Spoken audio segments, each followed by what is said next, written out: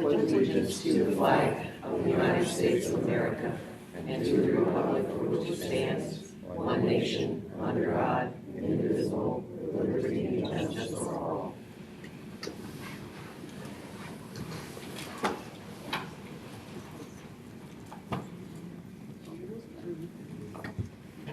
This is to advise those present at this meeting of the Board of Education of the Pinelands Regional School District in the County of Ocean that adequate notice of this meeting was provided in accordance with the Open Public Meeting Act. The notice has been posted in the Board of Education office, junior high school, and high school buildings. The notice was also mailed to the Press of Atlantic City and filed with the municipal clerks of Bass River Township, Eagleswood Township, Little Egg Harbor Township, and the Borough of Tuckerton. Roll call, Mr. Brennan. Mr. Bonnicky. Mrs. Chambers. Here. Ms. Hennadel. Yes. Mr. Kabricki. Here. Mrs. McVeigh. Here. Ms. Palladino. Here. Mrs. Paklakua. Mr. Williams. Here. And Mrs. Ernst. Here. We have a quorum. Can I have a motion, please, to approve the agenda? Motion. Second. Any discussion? All in favor? Aye. Opposed? Abstentions? We have an agenda.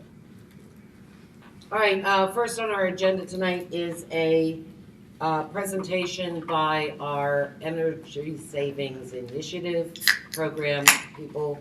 And this is Mr. Kevin Keenan. Thank you, Madam President and distinguished members of the board.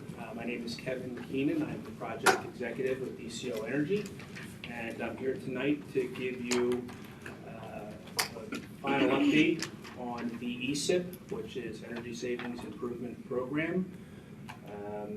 It is a state program in which energy savings initiatives are implemented and they are funded through the energy savings. So, for example, the library has new LED lights.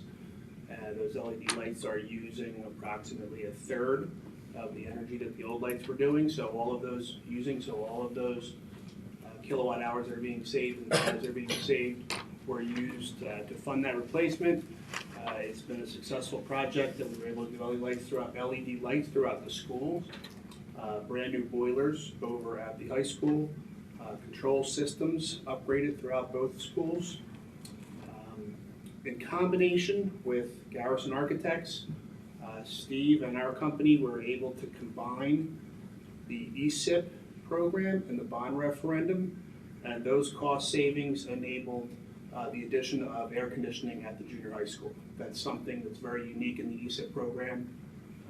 When you are paying for upgrades out of the savings and you add air conditioning, it's often a challenge because you're using more energy to air condition the building. But because of the cost savings from combining the two of those, this school is now air conditioned. The incentives, the junior high school was approved in the amount of $98,000, and the post-project inspection just occurred. Senior high school was approved in the amount of $88,000. Excuse me, I'm sorry, it was not approved. It was just resubmitted last week. So we submitted it. We have another revision coming in.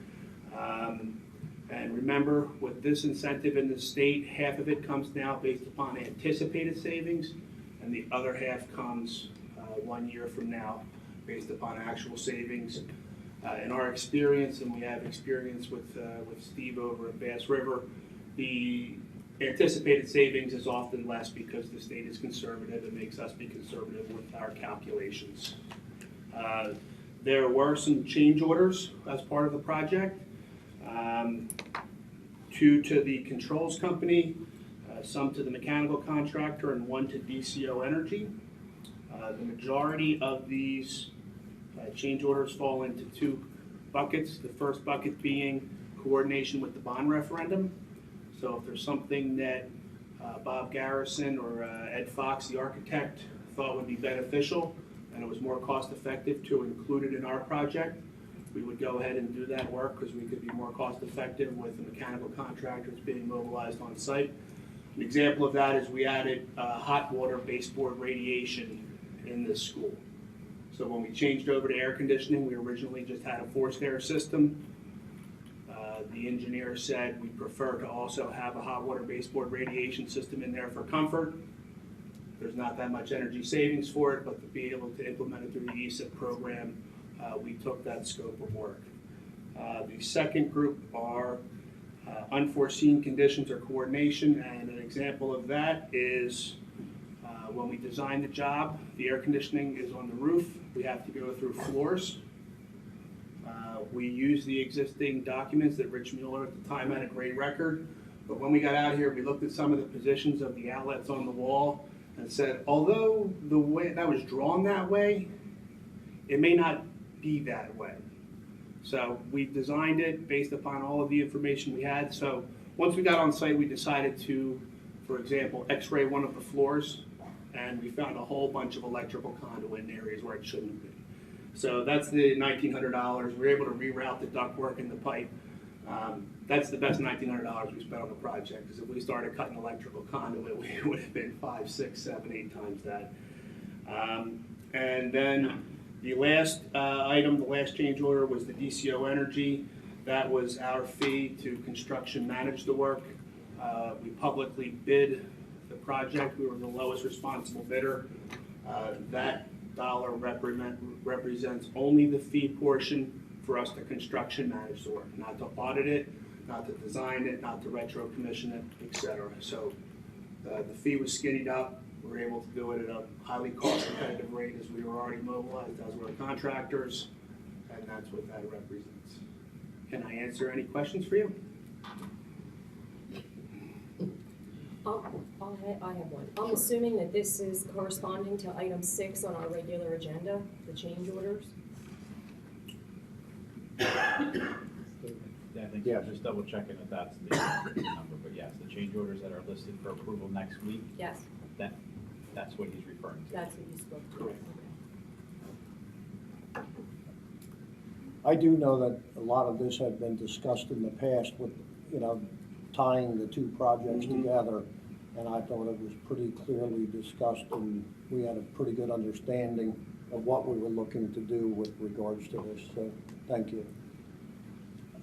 You're welcome. And I think Steve and Bob Garrison deserve a pat on the back. This is occurring more and more now throughout the state by enabling us to do the heavy mechanical and electrical work. It can free up the architect to do other things, but it's really becoming the way things are happening right now. Thank you. Thank you. Mr. Keenan, could you Yes. please go back and explain the fee for DCO? Sure. It's for construction management, but you Sure. said it does not include.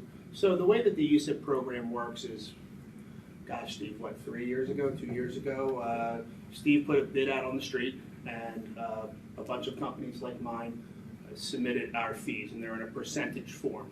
So Correct. let's just say, for example, we submitted 25%. So that means that we were going to audit the whole job, energy-wise, count all the light bulbs. We were going to submit to the state an energy savings plan, design work, construction managed work, the whole kit and caboodle. And when we publicly bid the job, so we Right. put the documents out on the street, we added 25% to cover all of those costs, Correct.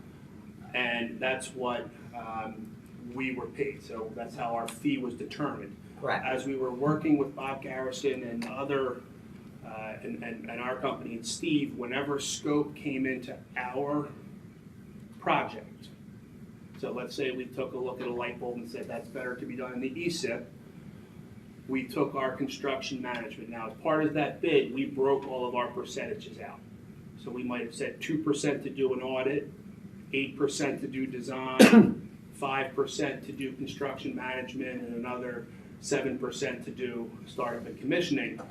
We said it would be best if we can do the construction management, but only for that 5%.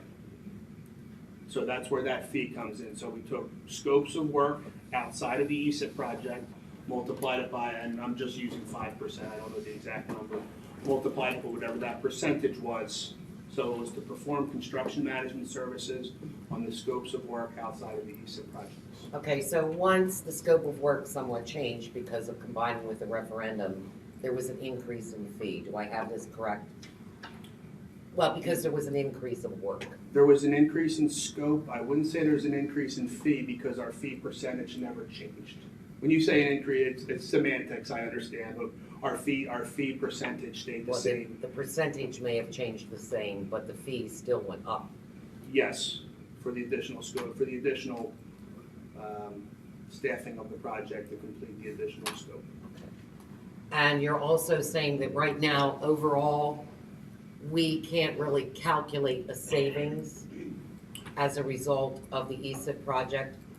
No, our preliminary calculations, as you get more months, so the only way to calculate a savings is to get actual bills. That's what we're in the process of tracking. Right. We're tracking very well. I hope to have a report to you, but right now the data set's too small. The state, 26, 150, 150, we were 15% over from what, in round numbers, from what our projections were based upon the state approved. 15% more savings? More savings. And right now, what is our data scope, from when to when? When is You your? said that our data scope is relatively small. Mhm. So when did we start taking that data into consideration to come up with how much is our savings? For the middle school, it was last month because that's when the plan was approved by the state for the incentive. For the high school, it will be this month. We were looking at bills since the first of the year. So officially, about a month ago, unofficially, 2 to 3 months. Okay, thank you. Yeah, actually, we have an exhibit here on our work session agenda, so I'm Mhm. assuming you have it. It is 16 pages. On the first page, could you explain to me what is meant by system commissioning Okay. and equipment initial training? Because those two areas are falling below the percent completion, so maybe if you could Sure. explain to me maybe what it is, I'll have a better understanding of why Sure. that seems to have fallen behind in its completion. Those are two components of our fee percentage. So those go into our total scope of work. System commissioning refers to, I guess you could call it the quality assurance and quality control of what the purpose of the program is, what's been designed, and what's been installed. So the purpose of the program was to design a mechanical, electrical, and plumbing system that would save energy to the extent that it could fund the capital upgrades. We then designed the system. So when we design the system, that means that we're going to use a 10 horsepower motor. We're going to use a forward curve fan, all of the details that are going to be required to have that happen. What commissioning is when somebody comes out and physically checks all of those items as they were installed to ensure we're going to have the outcome that was put in the energy savings plan. So it typically falls into 3 components. The first is an installation check. Okay. So somebody will come through and the IO&M will say, the boiler should be level, it shouldn't be tilted. So a commissioning agent will come in and put a level on the boilers and say, that's been done. The second test is a functional test. That means the boiler should be able to fire from 5% up to 100%. It should make this much water. It should act in this efficiency. That's what part of the startup. So when we go through, we have startup and we have all of these data points. The third is a performance test. And what that says is one of the things that we're able to do now with the control system, for example, is when it's very cold, we need very hot water. But as it gets, hopefully springtime will hit us soon and we'll eventually get some mild weather, we can warm up the water. They go through that sequence of operations and make sure that's happening. So it was designed into the system, but if we were to get a bad contractor, sometimes they may skimp on equipment or material, or if something was a little bit off. The commissioning is the quality assurance, quality control to catch those. Okay, so Right. we're 43% complete on that. So what still needs to be done and what's the projected completion? Nothing, it sounds like we're behind billing. I'll go holler at my project manager. Okay, so everything's been checked out according to your structure, the way you set it up. Correct. All right, so then I'm seeing this percentage because there's a billing issue. I wouldn't call it a billing issue. I'll go back and look at it. My apologies, as No, I I'm didn't see, trying to I would have had an answer before, I didn't see the 16. As the PX, I kind of stay, I don't want to say above it, but I handle the project overall. My project manager was supposed to be here tonight, Chris Bessica. It was his son's birthday, so we gave him the night off. I can get you an answer on Okay, exactly that why would be that great. is. Thank you one- very much. The one immediately under that is the Mhm. equipment initial training, and it's a 50% completion Mhm. date, so where do we fall with that? Is there, That represents, we don't ever want to leave the district with a system that is not able to be maintained by the maintenance staff. That's ongoing. That should be completed, but I'll call Steve and I will set up further training. If there's ever training that's wanted in the future, the boiler manufacturer is 2.5 hours north of here. We're happy to come down and do training whenever they like, but that represents training of the training staff. of Yeah. our staff Correct, to run the efficiency Correct. boilers? Okay. correct. On page 14, under the construction management page, Mhm. okay, I have a question on the payout, and it is to New Road Construction. Can you explain to me, so I can understand why they were part of this and were paid this amount? I'll help you with Can you go that. ahead? Part of the energy savings plan was a third-party construction manager. Oh, that's That we used New Road for was to coordinate the construction management portion that Kevin spoke about is to construction manage what they designed.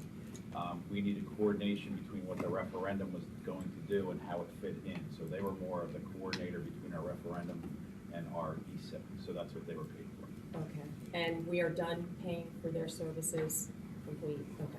Yep. All right, thank you, Ken. You're welcome. Thank you. Anybody else have any questions? Thank you very much for coming. You're welcome. I appreciate it.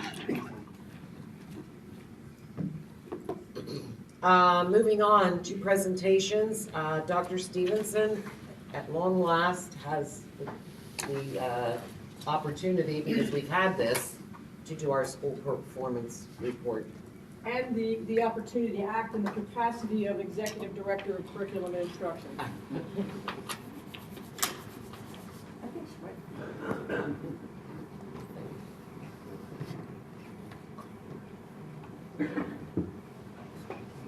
Okay. Before I start this, the report is shared on the agenda with the links in it. There are a ton of links on this. I am certainly not going to click on every link. It's there for people's who want to look further into the reports, just so you have easy access to it. All this information is accessible on the New Jersey Department of Ed website. But for the ease of Pinelands, I was able to put all the links together for you so that this presentation takes you to all of the reports that you would need to know.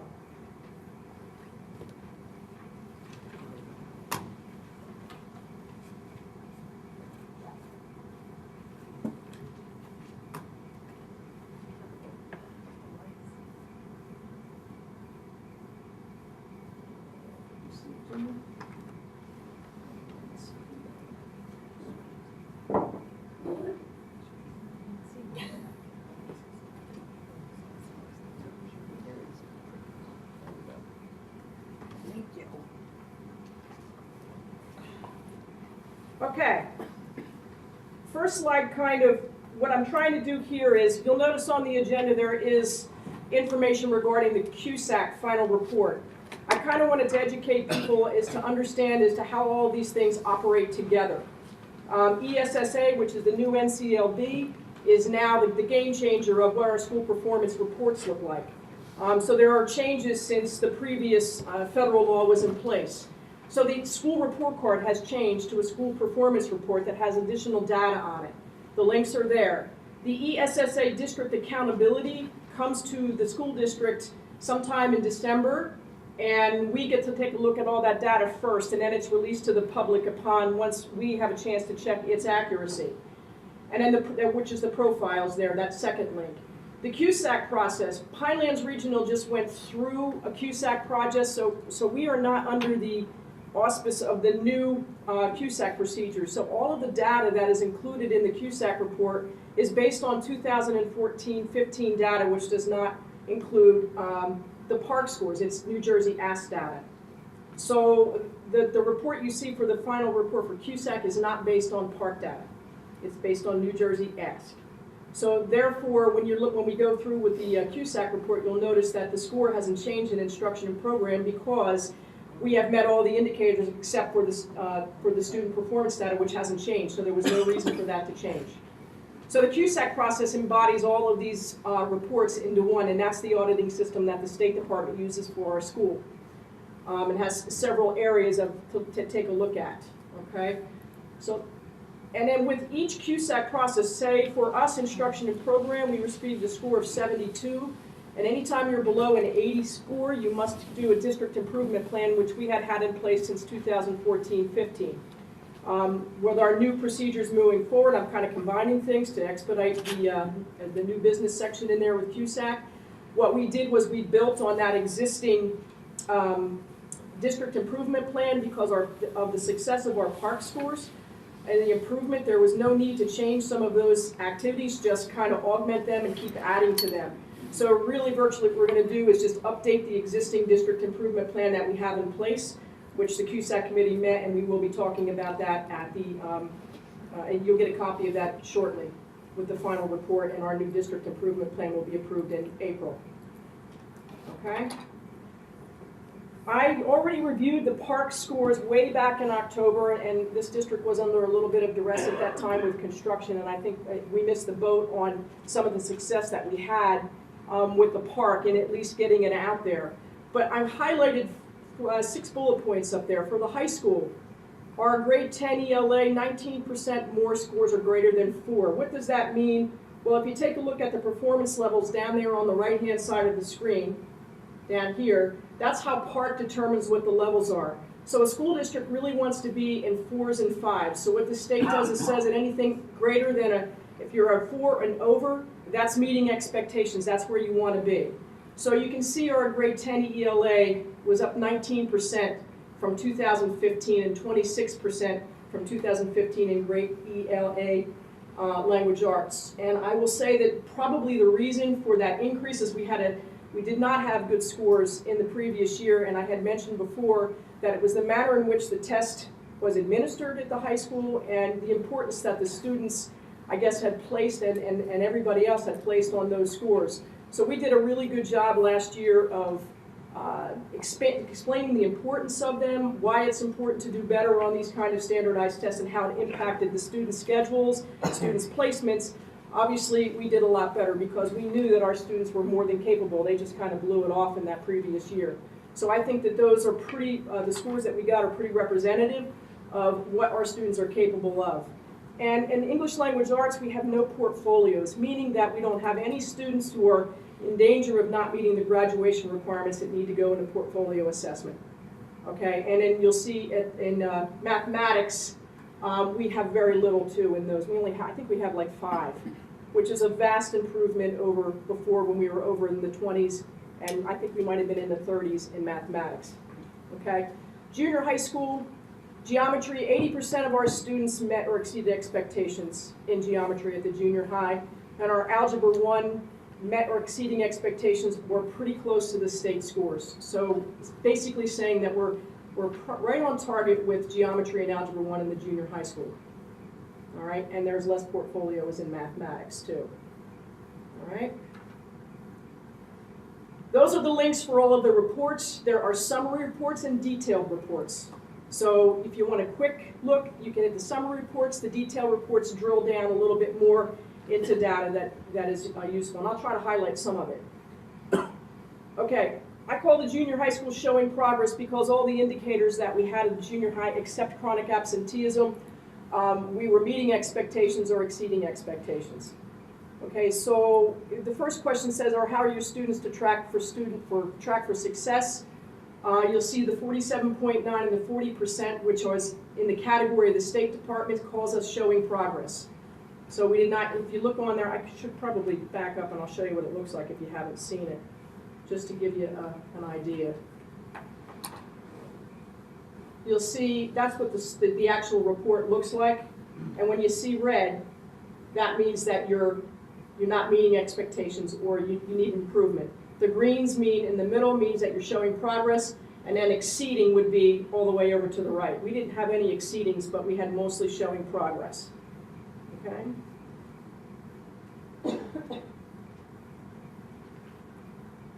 Okay, and then how much our students are learning in the junior high school is based on a growth model. So it's based on a growth model of an ELA median student growth percentile, and in both of those, math and language arts, we were showing progress. So we're on board. And we met all the 2016 and 17 annual targets in ELA and in math. New Jersey has science improvement. You can see there's 20% partially proficient, 53% proficient, 27% advanced. And the biology competency, we did even better. Remember, that is our 9th grade bio honors kids that took it. And they are at 65% 3 proficient and 34.7 advanced with none partially proficient. High school, you'll notice that I have some needing improvements in there highlighted for you. Students were meeting and exceeding state assessments in ELA. So we were in the showing progress category, which is the pretty green. And we were not in the pretty green, we were in the red in students meeting in the state assessment for math.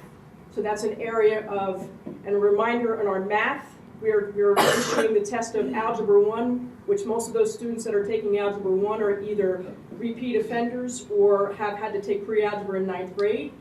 And Algebra 2 and Geometry are those tests. And our Geometry students in 9th grade, you saw their scores were high. That is our high-level students, those are our honor students that were there in 9th grade.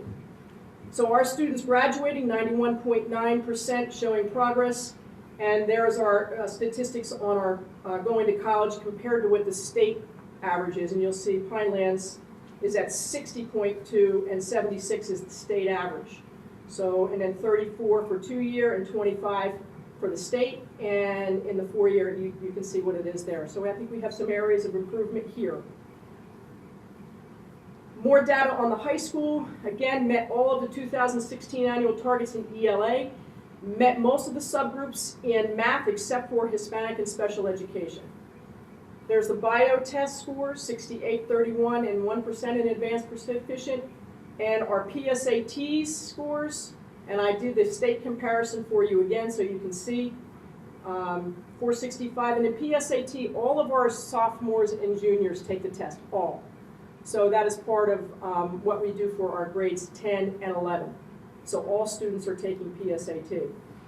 SAT, you can see that we're above the state in reading and writing, 559 to 551, and in math, 533 to 552.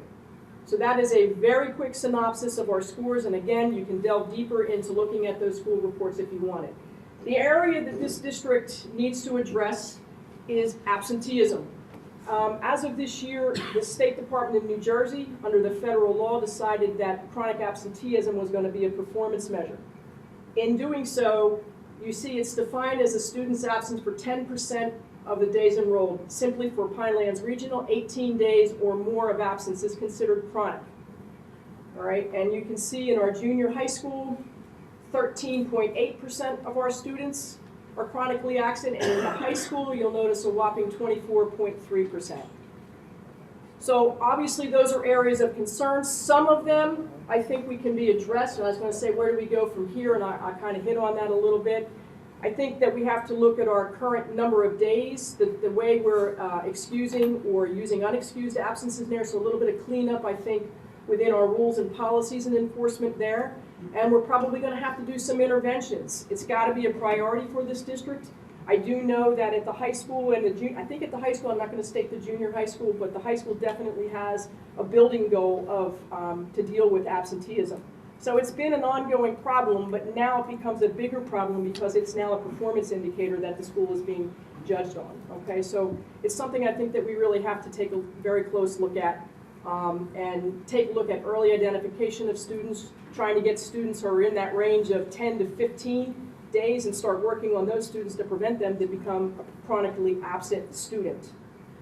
I don't need to go into any of these things because all of the RTI implementation, all of the work that we're doing with our intervention teams, especially at the junior high school, it's pretty comprehensive. And it's getting better at our high school, but those are the areas that I think we've noticed as to why our scores have gotten better in part, and the overall performance. So we want to continue with those things and continue doing more training with our staff, looking at our interventions that are going on with the classroom, and so on and so forth. I have another PowerPoint that's linked in here that kind of explains into more detail some of the interventions that we do. And there it's all linked into this PowerPoint. That is the fastest school performance report that I can do. I could stand up here for 2 hours and talk about data and reports and where our needs are, but this is a very good summary for you. And does anybody have any questions, anything that they want to note? Okay. Cheryl, Yes, how ma'am. do we compare with the rest of the state with the chronic absenteeism? Is it pretty much across the state? We're a little bit or- higher, at the high school especially. I don't know, I like to do comparisons, but I also like to look at a comparison of us. So I think we have to take a look at next year and see if some of these interventions we're gonna do, but we're a little high in the high school. A little high. And is this statewide that a lot of the schools have fallen into? This is a nationwide issue, so it's not just here. And in Ocean County, I don't know the stats of the other schools, Pat. I don't want to make any statements until I have those numbers in front of me. But you can take a look at those school reports and make some comparisons on there to see what other schools are. But again, we are a bit higher, both at the junior high and the high school. Questions? All right.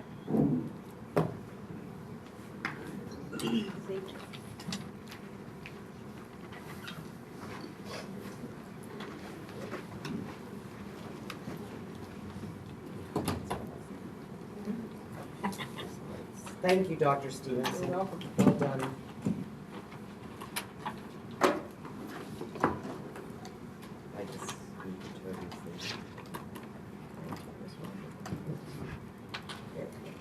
Okay, moving on, discussion on our draft agenda for next Wednesday's meeting. That's for our audience, April 18th. So we will move on to that and try to go through it piece by piece so we're not all over the place. If I can get my note. There we go. I will remind you that, just for the purpose of the audience, and I will also remind everybody at next week's meeting that we have changed the format of our agenda to more closely align, and this is our regular session agenda, so this would be our Wednesday meetings, to more closely align with what our policy was. And so you will see some changes in that agenda, but it's really not a change in information, it's a change in format. And I'll remind everybody next week. Looking at committee reports, I guess. Anybody have questions on the opening? We don't have the exhibits yet for the approval of the minutes. When do we expect to have those? I'll have them by the end of the week. Okay, thank you. Okay, and the exhibits, I guess, will go up for the report of the superintendent, et cetera. Any questions on special reports coming up? We will be honoring our teachers and our paraprofessionals next week, so. Oh, great. That'll be different and special. All right, committee reports. Any questions on the policies that are listed there that our policy committee has been working diligently on? Okay. Any questions? The exhibit is there for our school-sponsored field trips. Questions? Oh, moving along. Out-of-district placements. Yeah, so are these, there's 3 listed here, are these new for the school district? Can I answer that, Mrs. Chambers? I'm guessing that Mrs. Because I'm gonna Chambers have to must have pull out sent my that phone. email. I did, and I would have to pull out my phone to read your answer, Dr. Stevenson. I'm gonna pull up the email. Okay. Just so everybody knows, they were questions that I had previously emailed Dr. Stevenson over the weekend, so that's what we're talking over. So. You have one of them that is an IEP placement of an existing student, one is a former homeless, or is a homeless student, and one is a new student. So, all three basically are additions to our budget. Yes. Any other questions? Okay. Questions on the scholarships being offered? That's great. That is great, Thank you. And yes, awesome. I think it's great to see the two new ones here. Three. Three, excuse me. A new one. Actually, four. Two new ones today. Okay, I missed them, they weren't here prior. District improvement plan, which Cheryl has touched on this evening, and the exhibit then will be up for us to look at. School calendar, questions? Yeah, so graduation is now the 22nd, is that correct? Yes. It's not so bad. Friday. Sure, the kids don't feel that way. But I think Well, we're it's pretty gonna be much July. aligned with surrounding districts taking up snow days as well, so. Exactly. I mean, we got, the situation when they were out in October, taken up with the holidays that were taken away, so. Does that have any impact on project graduation? It's going to. Oh, I don't have the final word yet on the availability, but we may be looking at something taking place at the high school. On that Friday. Friday. So that's the problem with it. Because the Friday original was a date was problem. not, is Right, not it's no a longer available. Friday nights are a bad night. problem, right, Right, that's what it they're was very last year. expensive. Part of the issue. Hence as to why we avoided putting graduation on a Friday in the following calendar. Right. Okay, that's just one of the reasons that we want to try to bump that to a Monday because of that purpose right there. I know it was an issue in the past when we had to address it. Issue was, I think, that St. Francis has a function that Yes. weekend. Is it the same weekend? I don't know, and I don't have that information in front of me. On the B, which would be our school calendar for next year, correct? I'm not gonna say, but, not that I want anybody in the audience to like start shooting me. I, Bad term. Yeah, that is use a of bad term. words, yeah. I did bring up to Dr. Stevenson for future discussion, obviously it would be for our 1920 school year, to look at our calendar. So many districts now are shortening spring break, where it becomes Easter Friday and the Monday after Easter, which gives us a little bit more flexibility for such things as snow days, etc. We happen to live in a service area where many of our students, high school students, have already begun work. And that perhaps we really need to look at that and have some discussions on that, changing our calendar around. Not now, but later. Okay, questions under personnel? Yes. 1A. So I'll say I'm surprised and disappointed to see that. Is that, I guess the last, he was just appointed to that position last month or the month before, and the season hasn't started yet. I don't know if there's anything that can be shared. I don't know, I'll look into it. You wanna get back to us before next week's meeting, if we do that, or? Yeah, what I'll do is any of these questions I'll include in the next board update, which I'll do on this Friday. Okay, On one resignations, 1B and 1C, do any of the individuals, will they be eligible for vacation payout? Do you know? don't know. I'll look into that too. That would, by contract, necessitate the district having been told, am I correct? Well, I think it depends on when they have to let you know as far as when the payout is, right, Steve? If they have to let us know by February 1st for a payout, there's, That would be for sick For sick For time, sick time. Okay. The teachers don't get vacation. Yeah. right. So there'll be The no sick vacation now. okay, so for the sick time. Correct. Okay. And if they don't let us know by February 1st, which obviously they haven't, that would carry over into the next budget year, correct? For a I payout? have to go back and check that contract. I don't know if they would be eligible for the payout. Okay. That's part that would be determined. So however it falls out, we would rely on the wording of the contract for any payouts that they Okay. receive. Any other Do we questions? expect to replace both of those, Dr. Stevenson? One for sure, yes. B? Now, yes. Yes, okay. I do know, Eric, B was one of the areas that we were also supposed to be looking at budgetarily with the numbers of staffing versus students, and so Well, I just hope it's I'm renewed. sure Dr. It Stevenson will. absolutely has been. Okay. Okay, under new hires, questions? 2B, the facilities manager, we expect We hope to, that to be ready for next week. we hope so. All right, number 3, substitutes, homebound instructors, questions?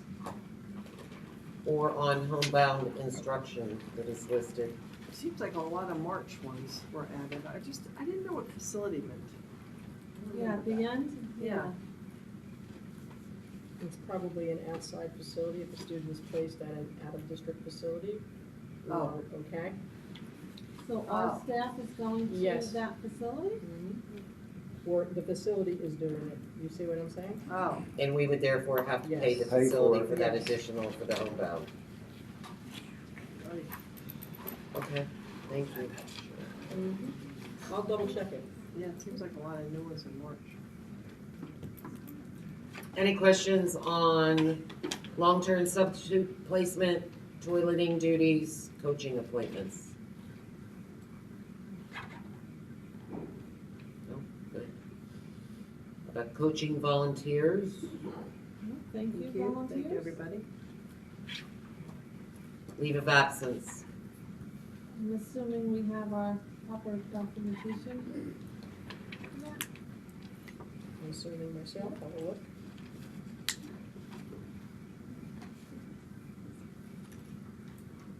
Number 10, the salaries that were part of the memorandum of agreement.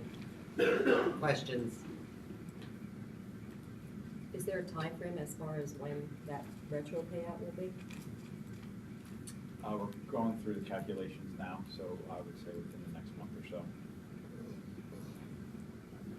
So these attachments, they're all the PEA staff, correct? Correct.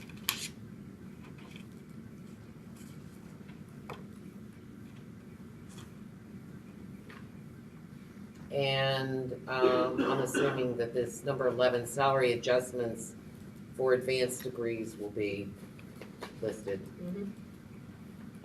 Okay, questions So, under, I'm sorry, I'm sorry. for 11, if they get the advanced degree this year, their salary goes up for next year, correct? Is that how it works? I'm pretty sure. Based Unless on it's the end of the semester. semester. Right, It's the end of the semester. Yeah. okay. So that would end December. So I would think they'd be eligible then for the So that's what this will adjustment. be, what they're gonna be paid for this part of the year? Yes, after the completion of those credits, they have to send in that information upon completion, and then they are approved for their Okay. reimbursement. Excuse me, you all sound like you're mumbling up there. We'd like to hear. Oh, Sorry. Is everything on? is everything on, Jimmy? You're on. Does that help?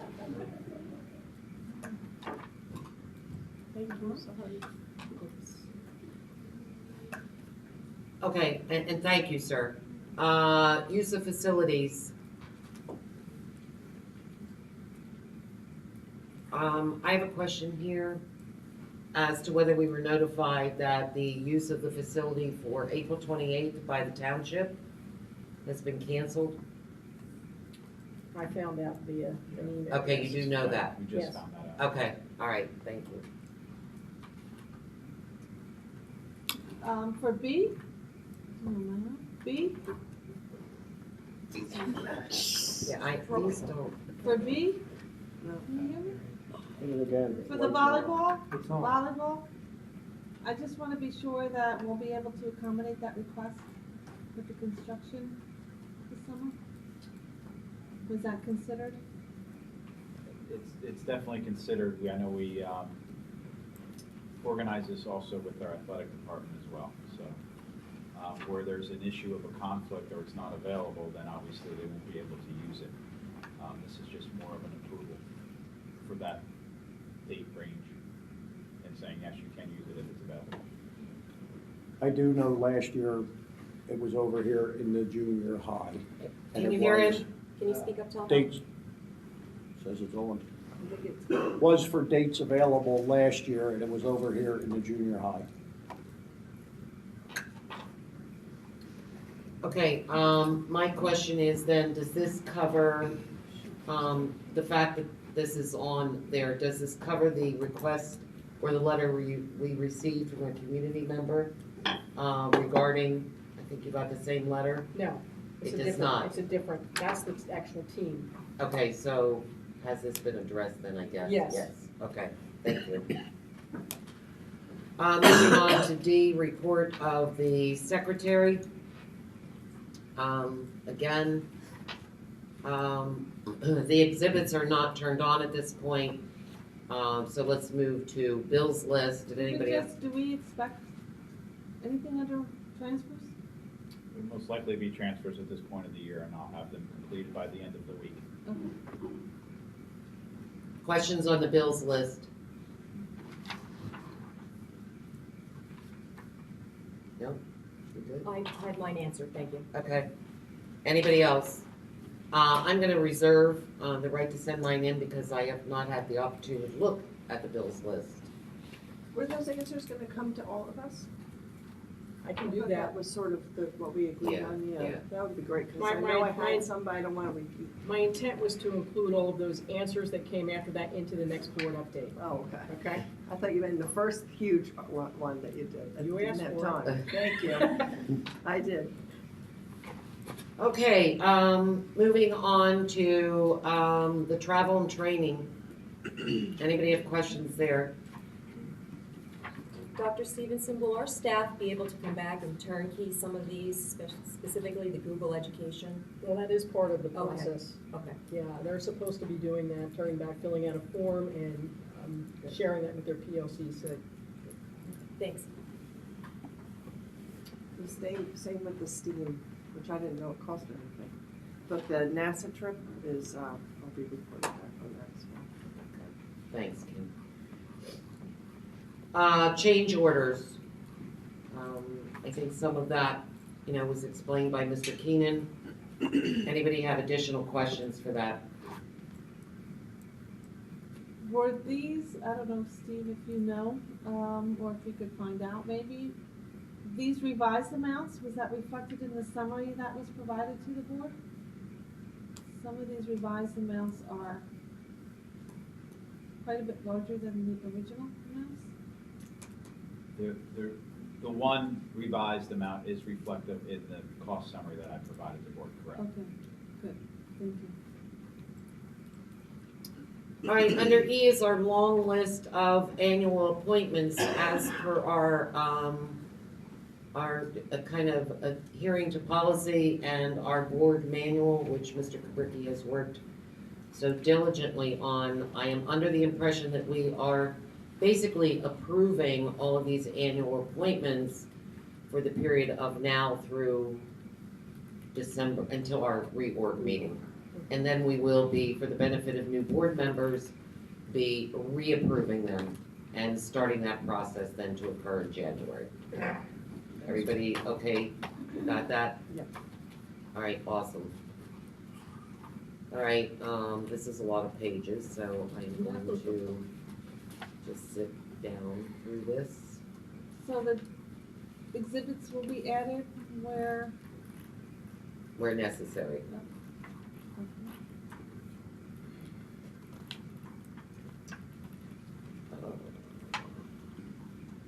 It's long, folks. It is really long. All right, I think that we get to the end of it. All right, we okay with the draft agenda for next week? Awesome. Let's go back to our regular agenda then for this evening. Under old business, we're gonna do our committee updates. So I'm going to ask Mr. Williams and Dr. Stevenson to give us any updates that may have occurred in our instruction. The construction committee met on the 27th of March, and it was basically a brainstorming meeting for the anticipated and upcoming work going on over at the high school, what would be necessary to ensure that all of our stuff is safe within the buildings, with moving programs such as school-based youth services and any summer programs, what we were doing with administration and staff, and that what the processes would be for the contractors and all of their employees. The total demobilization of the high school and all the stuff that would have to be moved over to the junior high. And we agreed that we would start tomorrow, meeting weekly until we have everything underway with the construction. And as you can see tonight on our agenda, we will be approving the athletic complex part of the contracts, which is very necessary so that we're not losing a complete season on those fields. That's why I believe that was put on here tonight, to ensure that we can move forward with this. It was voted on by the public. It is something that is needed as far as a growing season to be voted on tonight by this Board of Ed. And I believe Dr. Stevenson and Mr. Brennan can bear me out that that is why that is necessary to occur tonight, so we do not lose more time, as we have lost a lot of time already. Correct, Kim? Yes. Yeah. Thank you. Dr. Stevenson, you need to add? No, just, please be aware that, there will be information coming out shortly with regards to what it's gonna look like schedule-wise here. So I know there's a lot of people that wanna know those answers, and we're still trying to finalize some of the, some details, and I will be releasing some information on the website within the week. It may not have all the detailed information that you're looking for, but it's gonna start the process, because we're still in the process of figuring out how everything is going to be organized within the buildings, within the temporary classroom units and at Frog Pond. And we're still waiting for some stuff to go out for bid so we can actually get the high school project underway. Yes, and we did get approval from the planning board? Yep. Yes. Oh, you did? Yes. Oh, great. Is there anything you can elaborate on with regard to summer programs, the youth programs that we usually run, as well as extended school years? Okay, extended school year is going to be moved over to Frog Pond. We have Title I tutoring that will be taking place in the alternate building. And then our school-based youth services is going to definitely be scaled down and potentially moved. Okay. Moved off campus moved? To my understanding, yes. I know as of that meeting, they were still awaiting and working out details depending on availability for different areas. One of the things that was really important was to assure that our summer practice schedules and weight room equipment, we could accommodate the junior high school, the gymnasium, to accommodate some of those preseason things that are going to be taking place. So that is under consideration. We're maybe setting up a temporary situation in the junior high. So that's where the construction on the junior high school is going to be minimal at best, because we cannot afford to lose this building, and plus we wanted to make sure that some of our practices and summer schedules were able to take place in the gymnasium. Okay. Any other questions? Okay, moving on to the policy committee, Mrs. Chambers. Thank you, Mrs. Ernst. Can everyone hear me? Okay, the policy committee was supposed to meet on March 22nd. That meeting had to be postponed because of the weather. We had a snow day that day, so the district was closed. I'm happy to say that we have another meeting rescheduled for this week. It is Thursday evening, 5:15 on April the 12th. All right, we have a new board manual, orientation, reorg manual, that is on the agenda for the 18th, that will be approved by this Board of Education. I actually had to privately send all of you a copy of that because there were some issues trying to get it onto the board drive. Page 17 does have some items that still have to go on as far as exhibits, administrative exhibits and whatnot, but it's pretty much there. If you have any questions, concerns, things that you'd like to see further revised, can you please let us know before the Thursday meeting? Mr. Kubricki, thank you. Mr. Kubricki took time over the holiday weekend to put in the final revisions that the committee actually came up with from our prior meeting in February. Mr. Kubricki, thank you for that. He did send it to me in 2 files. I did make some additional adjustments to the one Word document, which I did forward onto the district office. So they will be working on getting that on the board drive. What I had to send all of you is the PDF file. So it doesn't have all of the final changes that were on the Word document that Mr. Kubricki sent. So we will be finalizing that at our meeting. We also will be taking a look at 2 additional policies have been added to our agenda as per our last board meeting. 9140, or I'm sorry, yes, 9140 we'll be taking a look at, Citizen Advisory Committee. So I asked the committee to please look at the documents that are attached to the agenda. Also, 0169 with the documents attached from New Jersey school boards on use of electronic mail by the Board of Education. And the additional ones that Mrs. Ernst had given us at the meeting will also be on there. One was, as far as class size, the board had some questions on after-school activities and things of that nature, and looking at the minimum numbers to run those courses. So we will also have those on there as well. Right now, that's it, and we will meet on Thursday. So again, if you have any additional comments on the board manual, please send them to me or to Dr. Stevenson. And again, Mr. Kubricki, thank you very much for your time and effort over the holiday weekend. Any questions? We good? All right, good. Moving on to the Communications Committee. Kim? We met for the first time. Can everyone hear me? I have a cold again, so I'm sorry. It doesn't sound like it's on. Thank you. No, it doesn't sound like it's on. Hello, hello. Doesn't sound like it's on. Anyway, so most of it ended up resolving. We pretty much were only there about an hour and 15, and most of it ended up with being about board communication rather than what we want to do about communications in general, all along, which we'll get to next. So two of the things that came out basically beside that was that improving board communication was that we really, the committee would like to recommend that we have a PR person again, or at least revisit that again, and revisit it for all the reasons that we sort of have to improve our PR. The other thing that came out was that, again, we want to talk about possibly, or I think it's probably more that we really believe we need New Jersey School Board's team building training. So if we can discuss that somehow, I don't know if we can discuss it at the board, but we need to discuss both of those things at some point.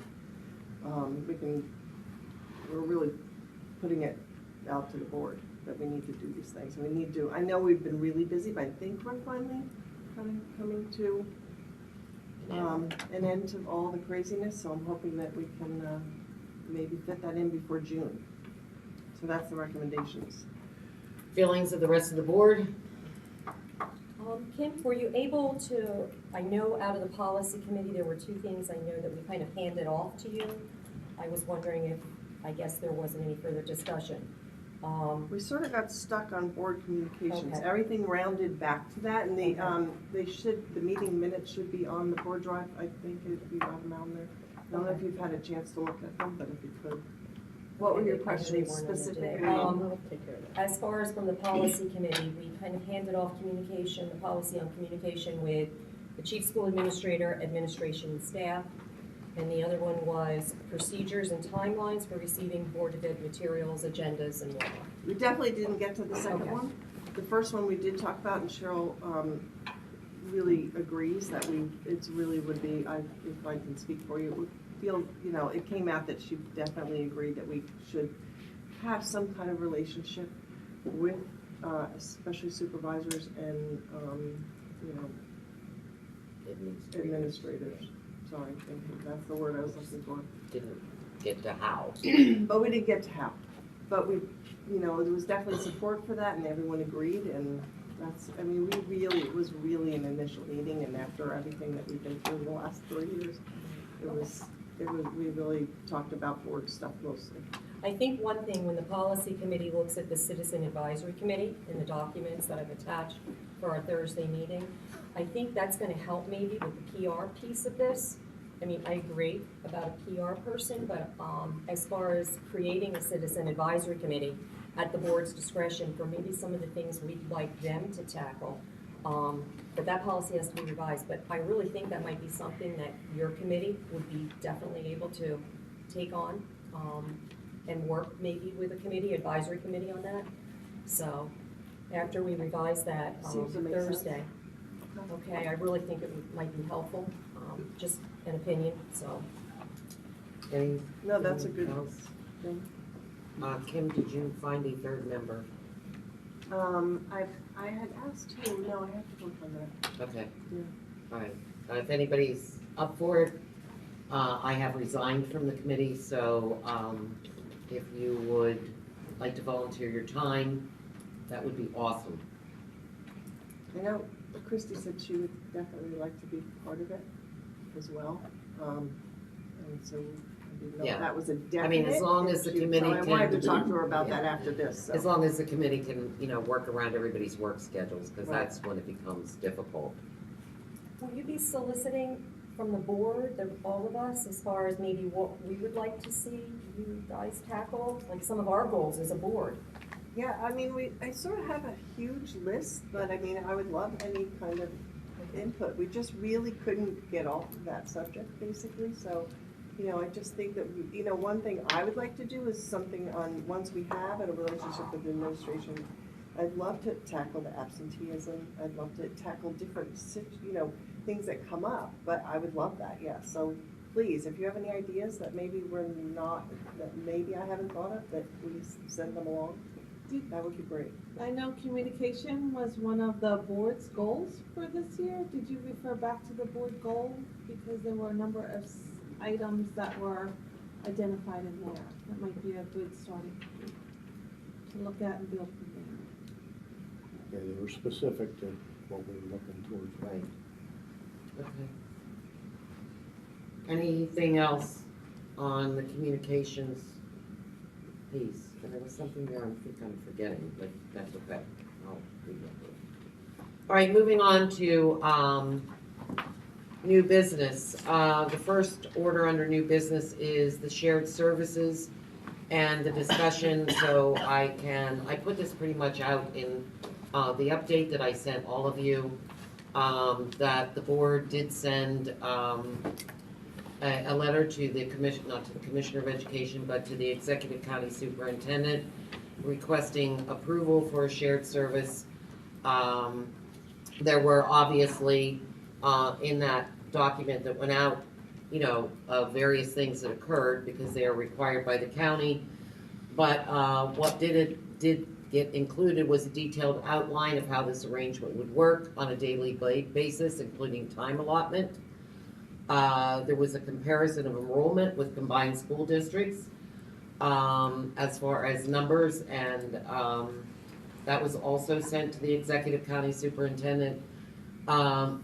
We discussed the relationships that are formed in this community between the 4 sending districts. We also talked about the benefits of an arrangement including shared use of facilities, a continuity of our educational programs, which is paramount, and the continuity of an educational philosophy. Hoping in the future to look at additional shared services. Certainly, if you're reading the newspapers, we're all aware that our governor is now calling for additional shared services. New Jersey is now the highest property tax payment in the country. So this is kind of an outcry by the government that we need to begin to become a little bit more fiscally responsible in shared services wherever they are possible. We also know, of course, that we already have a large number of shared services in this district, including our busing, our food services, our IT department, our business administrator, etc. So we are sharing everywhere we possibly can.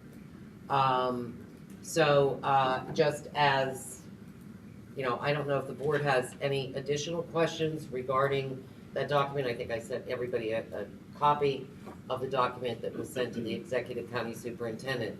At this particular point in time, it is entirely kind of in the hands of the executive county superintendent, because before anything can happen, that has to be approved by the executive county superintendent. Once he gives the go-ahead, then it goes to the Commissioner of Education, and then, and only then, are we permitted to do anything. So that's where we stand at this moment. Questions? Do we even expect a timeline when we may get a response from the executive county superintendent? Okay, I am going to say that I and another individual met with the executive county superintendent and the executive county BA on Thursday. Do I have a date? No, but I certainly did make it clear that we are obviously looking to do this, as the board agreed, as quickly as we possibly can.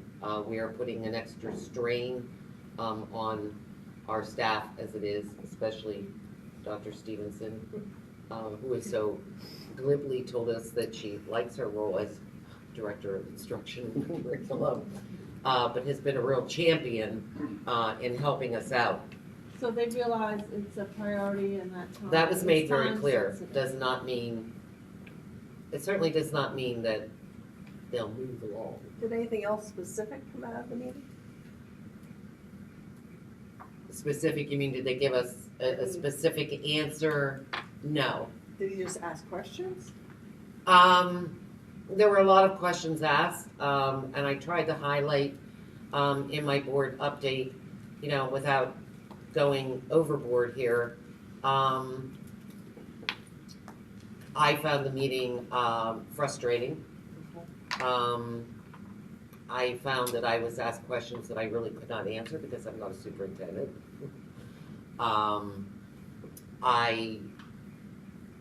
And obviously, I was frustrated because, as you all know, I'm a pretty black and white person. And it's, okay, this, and this, okay, when do we get an answer? That is not forthcoming at the moment. And since I am not a political creature and have no desire to become one, I don't have any political connections, sorry. I guess the only other thing, I don't know if it came up or if you made it clear that when the board had our workshops and we're talking about that, it was a unanimous agreement. That was stated clearly. Okay. And both Mr. Mueller and Mr. Darrell Minus Vincent are aware of that.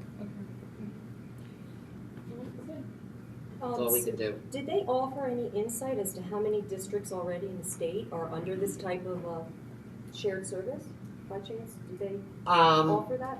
No, the only thing was offered because the question again was asked of them whether they had ever been involved in approving or overseeing a shared service, and both individuals said no.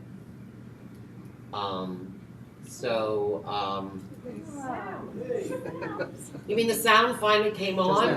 Just now. I knew it. But I know that you could all hear me anyway.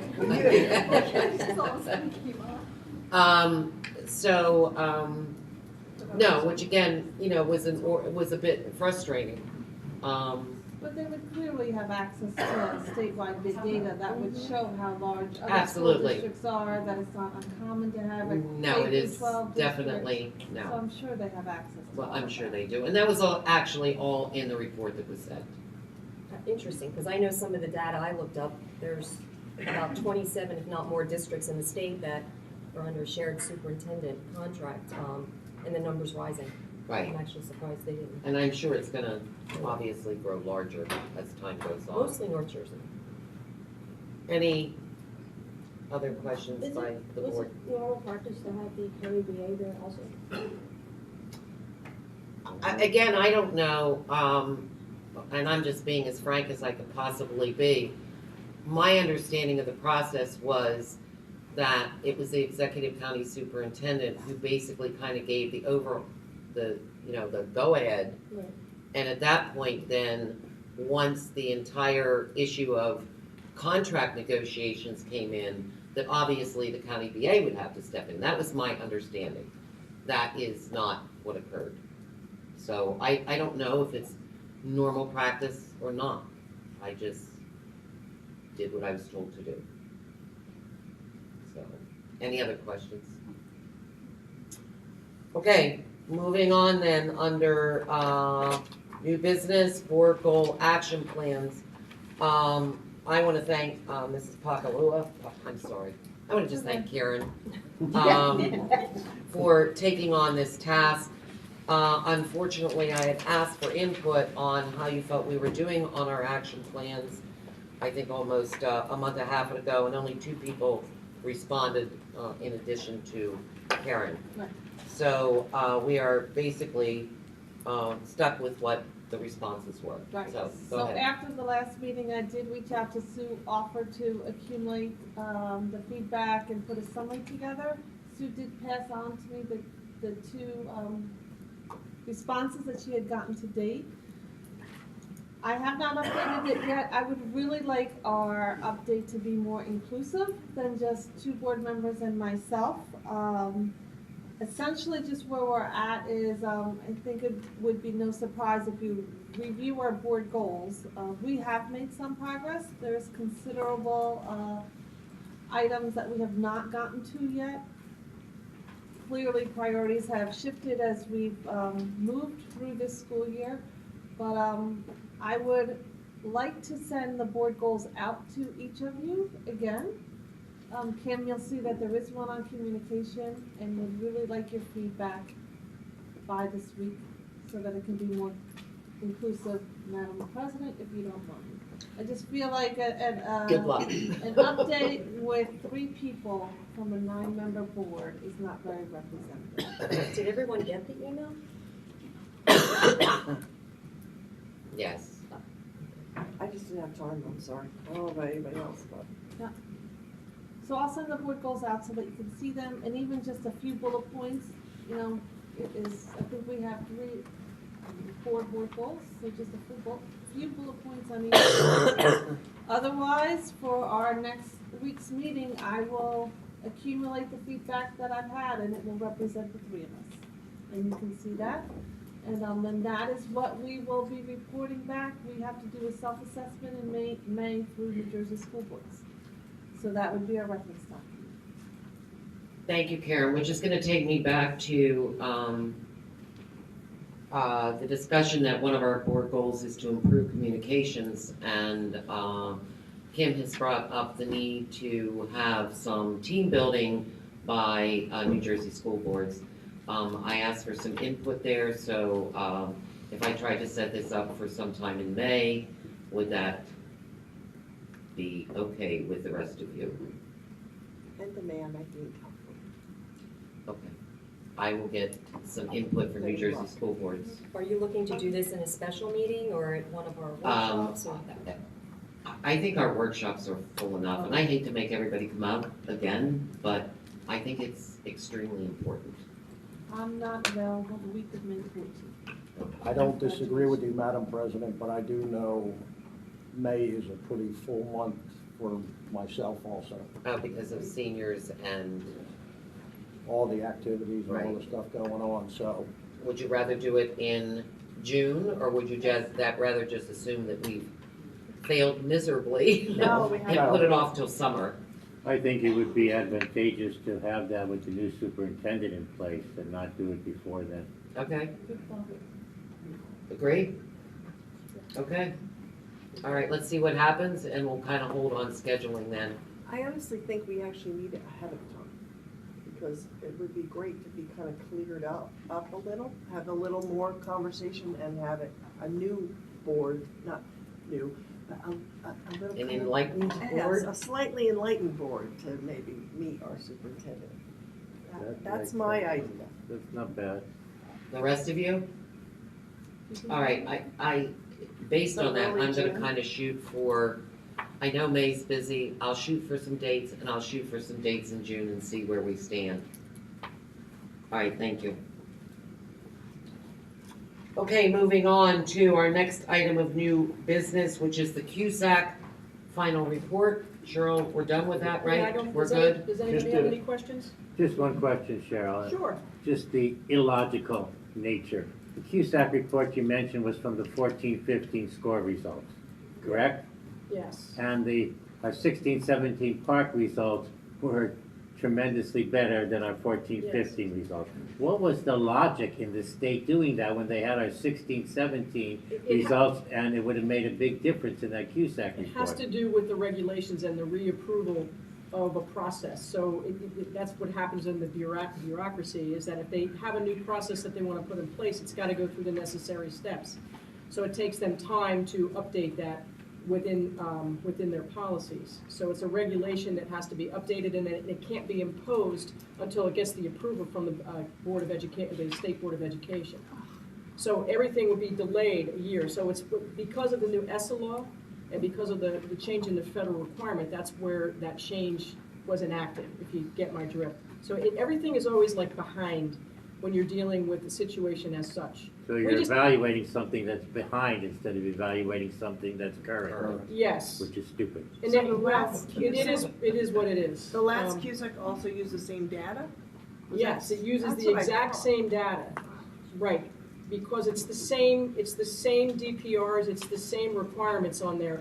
Until the state legislation makes that change, you can't, apply those new rules to it. You could do a waiver if you wanted to and try to get within the new parameters, but the work behind that would be, it's not worth it. What happens with this is we just have a district improvement plan, it's already in place. We've been monitored every 6 months with a state visit to us anyway, and it's been absolutely painless. So it's just easier to do it this way, and then once the new CUSAC goes through, then we'll be, more prepared for it. So and every school is saddled with the same data, basically? If you fell in the last year of the last regulation, which would be us and some other districts. So districts that are being evaluated next year would be using the new CUSAC DPRs, if you get my drift. Yeah. Okay, I'd like to say, I did serve on the committee, the CUSAC committee, and I want to thank Dr. Stevenson for her hard work in putting this together.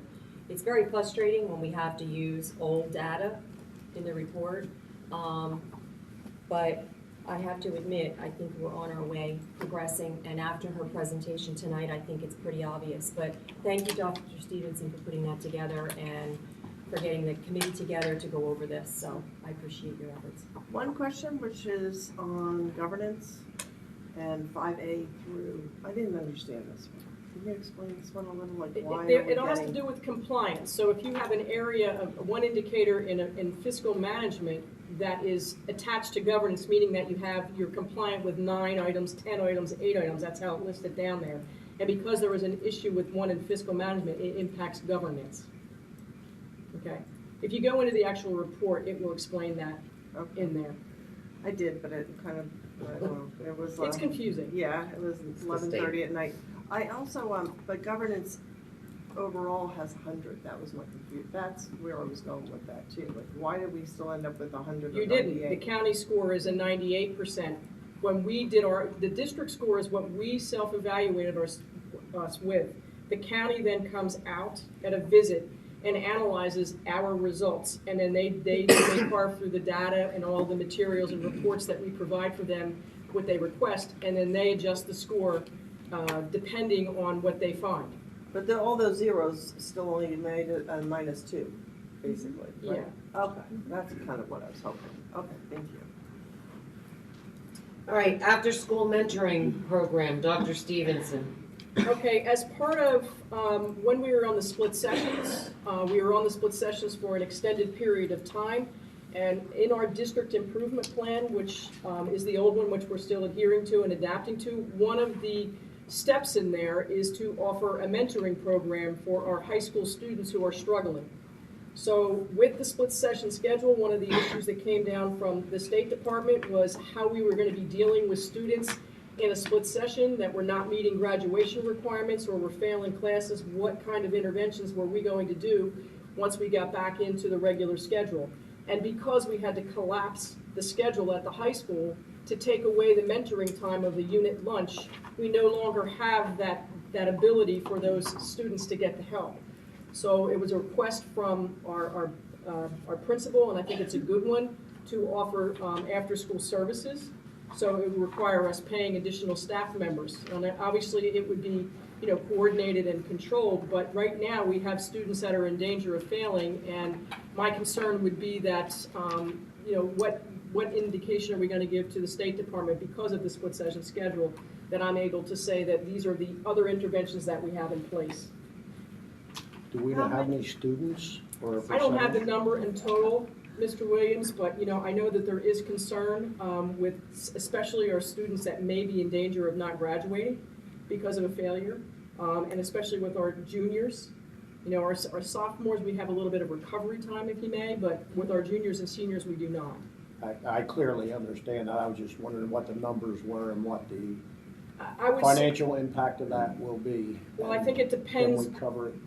We can, and, you know, the issue would be, again, my investigation into whether or not we can straddle those Title I funds a little bit over to the high school. Okay, and I'm still waiting on an opinion from the Title I office, okay? So if that's necessary, we can do that and extend our services within the new ESSA law.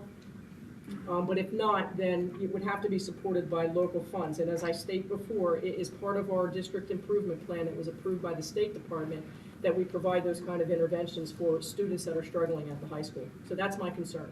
No, it makes sense. We haven't heard from Karen Kenny lately on those numbers for graduation. Okay. And the other thing I was wondering is, if I may bring it up at this point, we haven't heard about the drug testing lately. Okay. Yeah, we should Definitely, definitely. Okay, moving on. So with I'm this sorry. mentoring program, the expectation is that it would be, since it was part of the unit lunch, we're talking 1 hour after school, a Yeah, couple it would days a be, week? right. So the students would, they get out of school 2:07 and they would be eligible to take a bus, okay, or drive home or whatever the case may be. We don't know what kind of attendance we'll get at that, but we really do need to offer something. To offer. Yeah, we really do. Well, is it possible, and the other reason I was bringing up Karen Kenny, if she's, will it be kind of focused on the tests that they're actually gonna pass for graduation, like the ACT? It could be coursework, it could be science, social studies, in your core Okay. subject areas. You know, it doesn't have anything to do with testing per se, it may have to do with gaining credit. So if you have a failure because you have students that are lagging behind because of the rate of the split session schedule. Okay. All right, moving on to graduation. I asked Mr. Bannon to, we had students that came forth with some concerns about having graduation at another facility because they did not, you know, not want to have graduation on the football field. And as you know, with the approval of the contracts moving forward, that's not going to be available to us for graduation. So we had some students from Student Council approach Mr. Bannon to explore some additional facilities or additional ideas that we could do to host graduation rather than have it indoor in the auditorium. And he did his research with including renting potential bleachers to set up a field by the soccer field to see if we could do that. The cost of that for the rental and all would be an exorbitant amount of money of like $39,000 to rent those. The other Boardwalk Hall rental, Stockton University, and the cost of both of those facilities is expensive. It's $12,000, $690, $15,000 for Boardwalk Hall, and then plus there's parking issues that parents and students would have to pay for parking down at Atlantic City.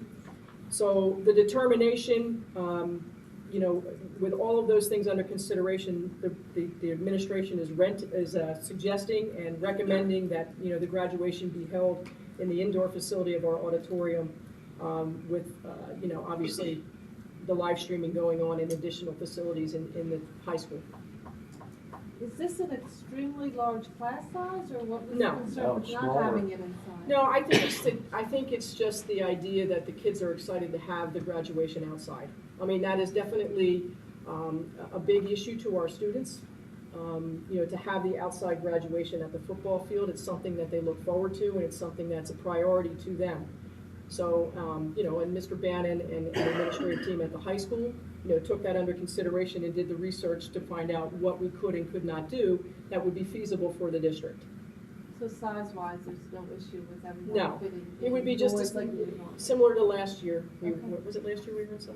Yeah. Yes. Yep, yeah, last 2 years we were inside. I know we use the inside with inclement weather and stuff like that, and I do feel that this class has lost out on enough with all the issues that we have faced this year. And I don't know if other alternatives have been looked into as far as still trying to have it outside for our graduating class. And I do know Ocean County Parks has a lot of bleachers that, and I know there's really no cost associated with what they do. I know the years past, we've always rented the chairs. That has been commonplace for the chairs. But I'd still like to look at the possibility of something outside on our grounds for our kids who have lost so much this year. Have we looked into using Ocean Freedom County's? Field? There's other, but I'm right here with the county, with the bleachers. You drive by Tipsy-Man Park, you'll see tons of bleachers there, and they utilize our facilities, and, that should be reciprocal, and I don't know if it would or would not work. I just want to put that out there. So you're suggesting have it here on site, outside, With the- borrowing the county bleachers if that would be. Oh, not like possible. like Freedom Fields or something. No, I think here on our grounds, and then if we encounter inclement weather, as we have many times, then it is moved inside, but I would like to see, if at all, there is an opportunity to have it outside on our grounds, if it's feasible. I think my only question there, yet, would be great if we could certainly support what our senior class wants, because they have sacrificed a lot. My only question there is, how badly is our football field gonna be ripped up by then? I mean, I'm envisioning dust storms.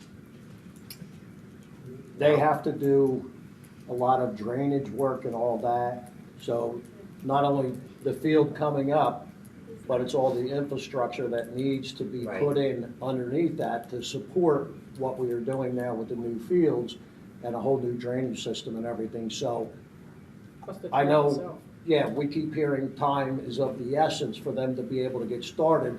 So I don't know how far they would be by then, but I don't think it would be possible for the football fields. Okay, all right. Okay. All right, thank you. All right, moving on to our last thing on new business is policy 0142, which is our code of ethics. And each month we have been trying to address one of those tenets. And tonight, I think we are addressing number 8, is that correct, Mr. Kudricki? Well, that's your choice, Madam Well, President. no, that is, no, and I adhere to your request to do that, so, if you wanna leave this off? Yeah, I'd be happy to. Thank you. We're not able to access that. Well, I Right. could, It's, I it have is, trouble with some of the others, but I could actually, my link board is away. okay. Go ahead, read it if you need to, if Stephen doesn't. Do you have it in front of you, Stephen? It's number 8. Yes, where we're required to vote to appoint the best qualified personnel available after consideration of the recommendation of the chief school administrator. Yes. The reason I wanted to discuss that as the next one, in terms of our code of ethics, was because of statute 6832-4-1, which requires the District Board of Education to set up guidelines for the hiring of all staff. And since we do not have those guidelines set up by the District Board of Education, it makes it impossible then to follow through with item 8, which requires us to appoint the best qualified candidate, since we have no guidelines to ensure the best qualified candidate has been recommended to us. All right, is it that we don't have a policy or that we don't have guidelines? We don't have guidelines. It doesn't require a policy, it requires guidelines. Okay, but we do have written procedures. We have written procedures, but they're not District Board of Education established. their administration established. And the law requires the District Board of Education to establish guidelines and then policies to be based on those guidelines. All right, so what would you suggest we do? My suggestion is we establish some guidelines, and the best way to do that, I would think, would be an ad hoc committee where we sit and we look at what guidelines other school districts have established their Board of Education. We take input from all the board members and the administration, but the responsibility is we need guidelines. Otherwise, we're in violation of statutes and law. Go ahead, Sheila. Let me speak on behalf of the hiring practices here. It is the authority of the superintendent to make recommendations to the Board of Education, and the Board of Education then can choose to vote no, yes, or whatever the case may be. We are currently this school year evaluating all of our screening, hiring practices in which we've been doing and modeling throughout the year. So I know that our English and Social Studies super, Ms. Frasca, has taken that as part of her with her work with the graduate level courses, and that was one of her projects in which we have been monitoring that, looking at different ways that we go through the process. So I understand, the concerns of the Board of Education, but I also understand that we need to evaluate the current practices that we use this year before we decide to move forward with anything else. And I think the administrative team definitely has, the authority and to take a look at those things and to make recommendations. That is under the auspices of the superintendent of schools. And I know that, there are some concerns about it, and I have no issue with taking a look at it, but we are in that process now. Yeah, but we're still in violation of state statute, and let me read it again and make clear. Each District Board of Education, that's us, District Board of Education, not anybody else but us. Each District Board of Education that provides educational services by means of public funds shall determine guidelines for the hiring of all staff. Where's our guidelines? Show them to me. And show them to me that they've been determined by the Board of Education. We have to be in compliance by the law. Pure and simple. That's our first thing we talked about last meeting. We have to be in compliance with all state statutes and law. We're not in compliance in this one. When are we going to be in compliance with this one? When are we going to have guidelines? That was discussed last year and was supposed to have been being worked, no fault of yours. And I do know that it was supposed to have been started to be worked on so that we could be in compliance with the law. And I do concur with Mr. Kubricki that, even though you guys are working on it, we have to figure out ways to also be in compliance with the statutes. And I know it was thrown in your lap. Yeah, but you do have policy that dictates who is responsible for the recruitment, hiring, screening, and appointment of staff and recommendation to the Board of Education. Guidelines, yes, we can establish some ideas as to what you're looking forward to in priorities, but that's up to the administrative team to determine the recruitment, the screening policies, and the human resource processes that are taking place in the selection of staff. I disagree in terms of guidelines, in terms of the nature of the committees that are established, who serves on those committees, the corresponding procedures that those committees execute, the corresponding recommendations that are provided from those committees to the superintendent. The corresponding then superintendent has the authority to recommend a particular candidate. But we have to still have those guidelines Established. We have to have those guidelines established. And those guidelines could be something as simple that we leave this all up to the administration and the superintendent, or it could be something more structured and formalized. That these are the things we think are important to ensure the best candidates are hired. And now you work out the protocols and the procedures based on these couple guidelines that we established. I do have some examples that were shared with me with regard to changing the policy that would stipulate those kind of things. With regard to ours is a little bit, we have 3 different policies that address this. So I think, we may be able to consolidate some things and address those issues that you have concerns about within the policy itself. We do have some samples that were sent to me today from Cherry Hill School District who went down the same venture.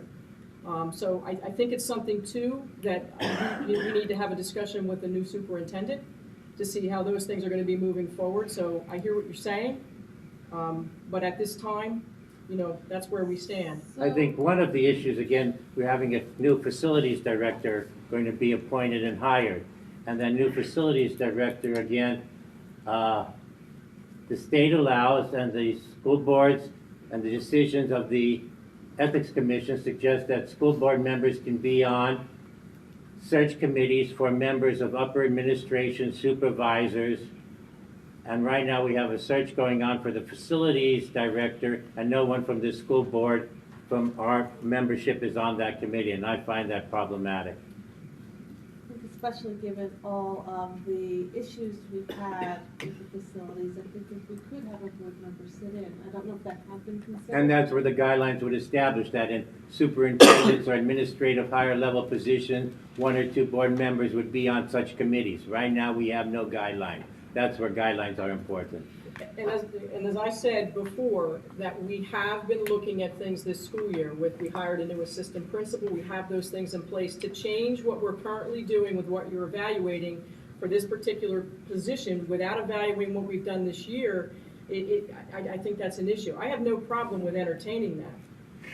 But at the other side of it is we can't stray from what we have set in place now until the discussion is made. So here's my struggle with this issue is the phrase, the best qualified personnel.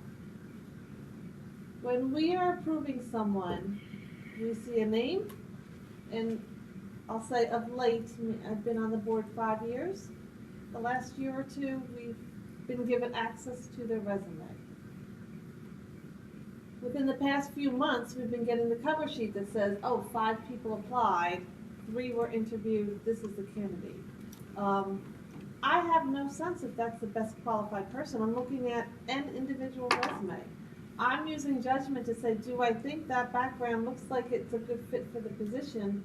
And then I'm trusting the judgment of our administration to say they picked the best qualified. But only having one reference without knowing what the others are, do I really feel like I know that I picked the best qualified personnel? I'm trusting that. That's where having board guidelines, if those guidelines are in place, then as a board member, we know, following those guidelines, that the best personnel is being submitted. But without any guidelines, where are we? Well, the other piece to this is part of the process that we're going through now is we've been exploring the Frontline system, which is an online system that has the ability to house all that information that everyone would have access to. So that was part of the things that we were exploring, and we had to put that on hold a little bit right now because of all the things that were going on. But that, we had the company come in, take a look at us, and where all that information can be plugged into that online system that people would have availability to. But it does seem like maybe not every staff position, but for some key critical positions in our district, I feel like the board should have more information and more participation. That's what the new ethics decision allows, only certain positions. I had brought that up before. I believe it was when we were looking at a vice principal. So at this point, should we put together an ad hoc committee to take a look at what Mr. Kabricki has brought to the table? We need guidelines. As long as we don't have board-approved guidelines, I'm voting no on any new hires because we're not in compliance with state law, and I can't vote if we're not in compliance with state law. Okay, can we kind of look at this from a couple different angles here? I agree with you, Mr. Kabricki. I agree that we need guidelines. However, I don't think we can change something midstream right now as far as the hiring that is about to be done with our facilities director, and I certainly agree that, it's a biggie. I don't know if we can change midstream without looking at this a little bit more closely. I am not opposed to forming an ad hoc committee. What I would like to do, or what I'm suggesting, is that perhaps with Dr. Stevenson's permission and with the graciousness of maybe Ms. Frasca, since this is something that she has been working on, that maybe we could get, if you have the time, Mr. Kabricki, that we could sit down and start there, find out what is it that they're working on, those guidelines, etc., and then at that point, make a decision as to whether we really need and should form an ad hoc committee so that we can come up with board-supported guidelines. Does that Yeah, any approach will be, it's fine with me, as long as we As we're move to moving having forward. board-approved guidelines. Okay. Anybody else have a different suggestion that's just one that kind of popped up? I think it's a great suggestion. I also think maybe we could reach out to school boards and see if they have any examples, because, of what the guidelines would be. Okay, I will do that. Is this something we'll try to get in place for the next school year? Well, that was the So, plans. Effective July 1st? I think we need the insight first as to what is being done. And yes, I think guidelines, whether they are compiled by the administration, but I do think that the board should be aware of those guidelines and we should approve those guidelines. We're required to approve them. I think that that's a good start, and yes, certainly, let's hope that we could have that in place. So, I am going to ask Dr. Stevenson if she would please touch base with Ms. Frasca, and then find out, Mr. Kabricki, when you're available, and then we'll go from there. How's that? Is that good? Good, thank you. You're welcome. All right, not last.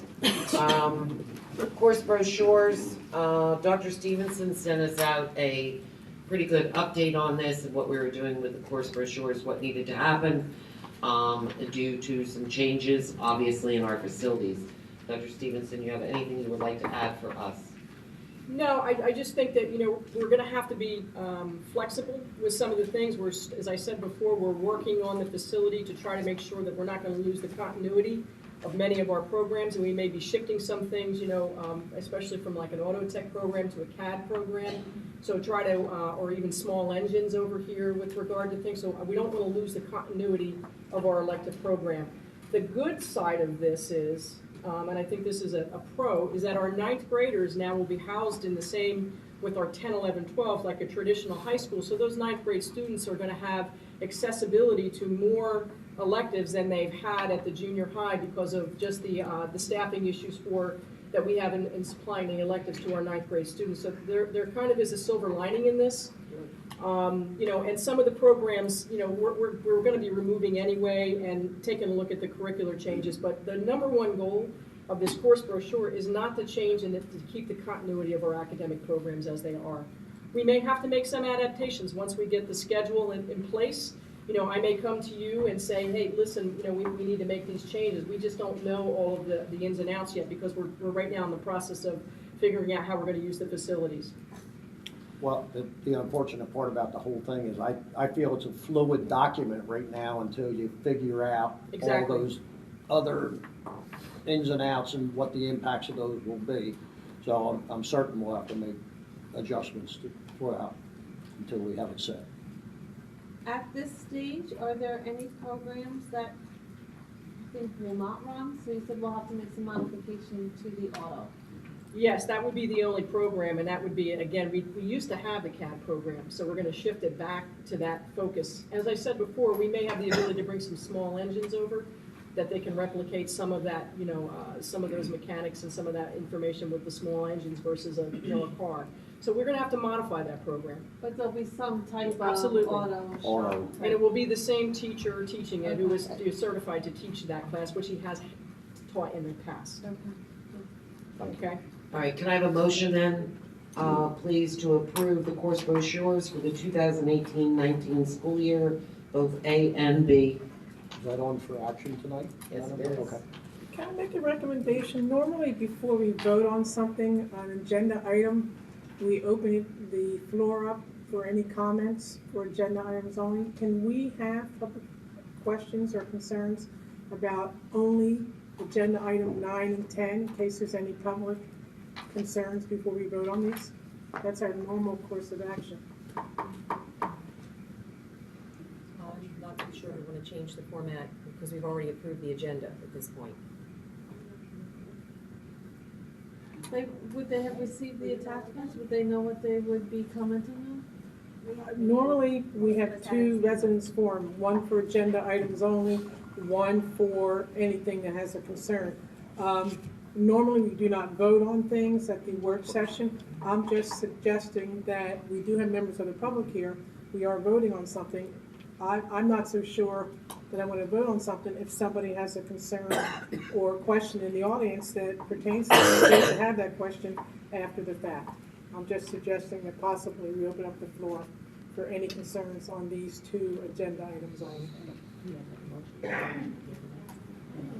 I concur, being these are items, and normally we don't vote in work session meetings.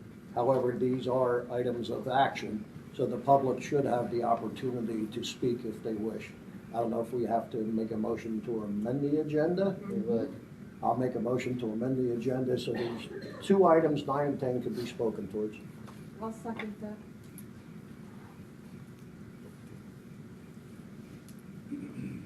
For items 9 and 10. 9 and 10. Okay, so the motion on the floor is to amend the agenda items to include a public portion on agenda items only. Agenda 9 and 10. 9 and 10. Agenda. 9 and 10 only. Okay. All right, we have a motion and a second. Do we have any further discussion on that? Is this good? I know we haven't done this before when we've taken action at a board workshop. Is this going to have an impact in any way? Because we haven't done this before legally?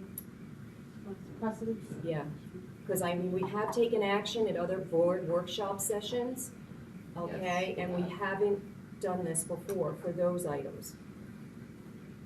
So I question, is that going to have an impact on this Board of Education?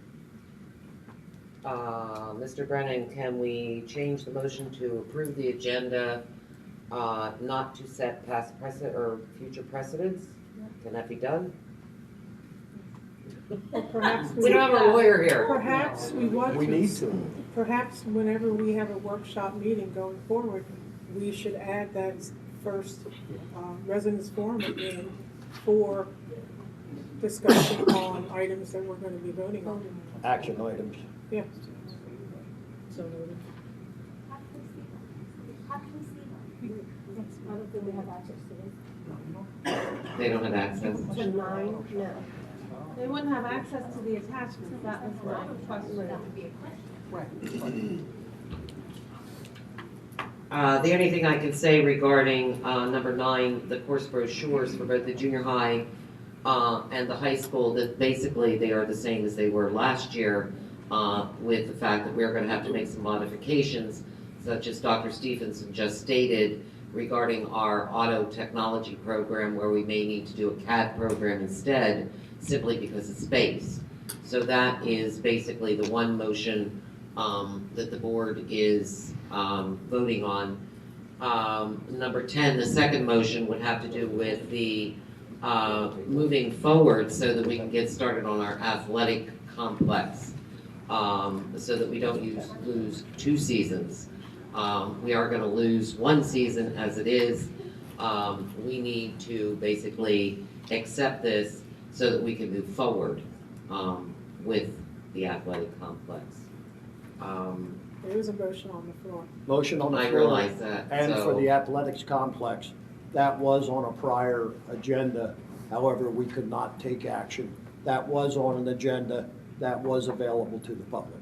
So the motion is on the floor.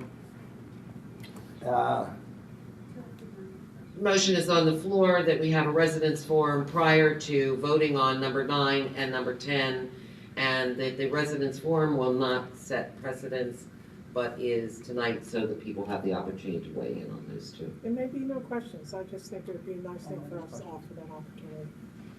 I'm still going to state again that we've never done this before, and there have been other workshop agendas where this could have been done, and they may have affected the public, and they never had a chance to speak on the items.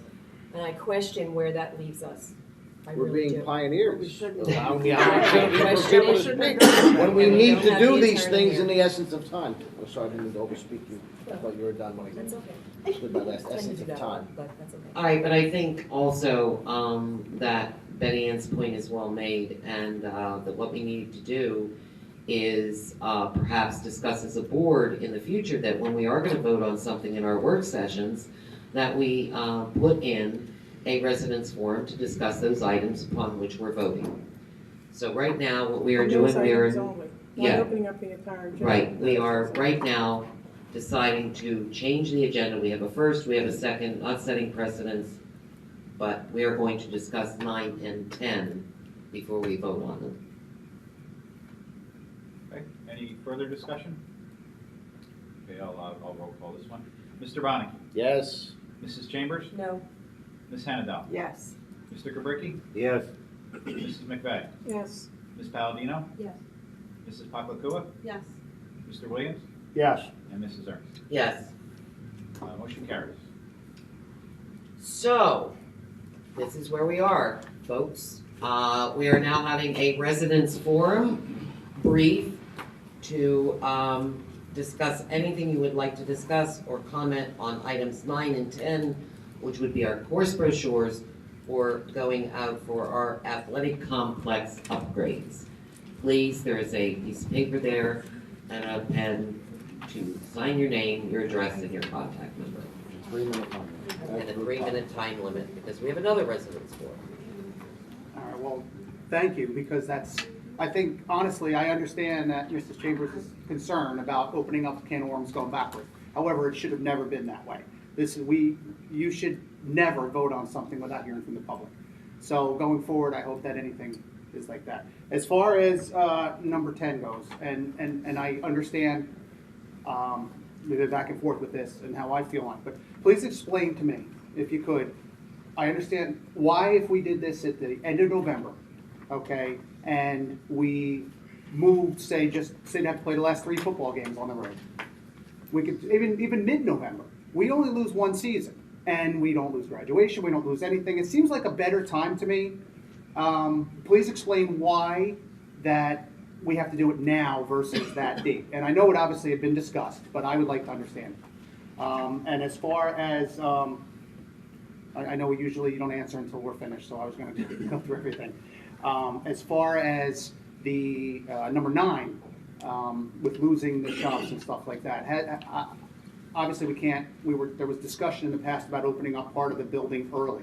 So is this like a dead issue where you can't open, say, the auto shop maybe halfway through the year? Is that even being considered? And not just the auto shop, some of the other shops.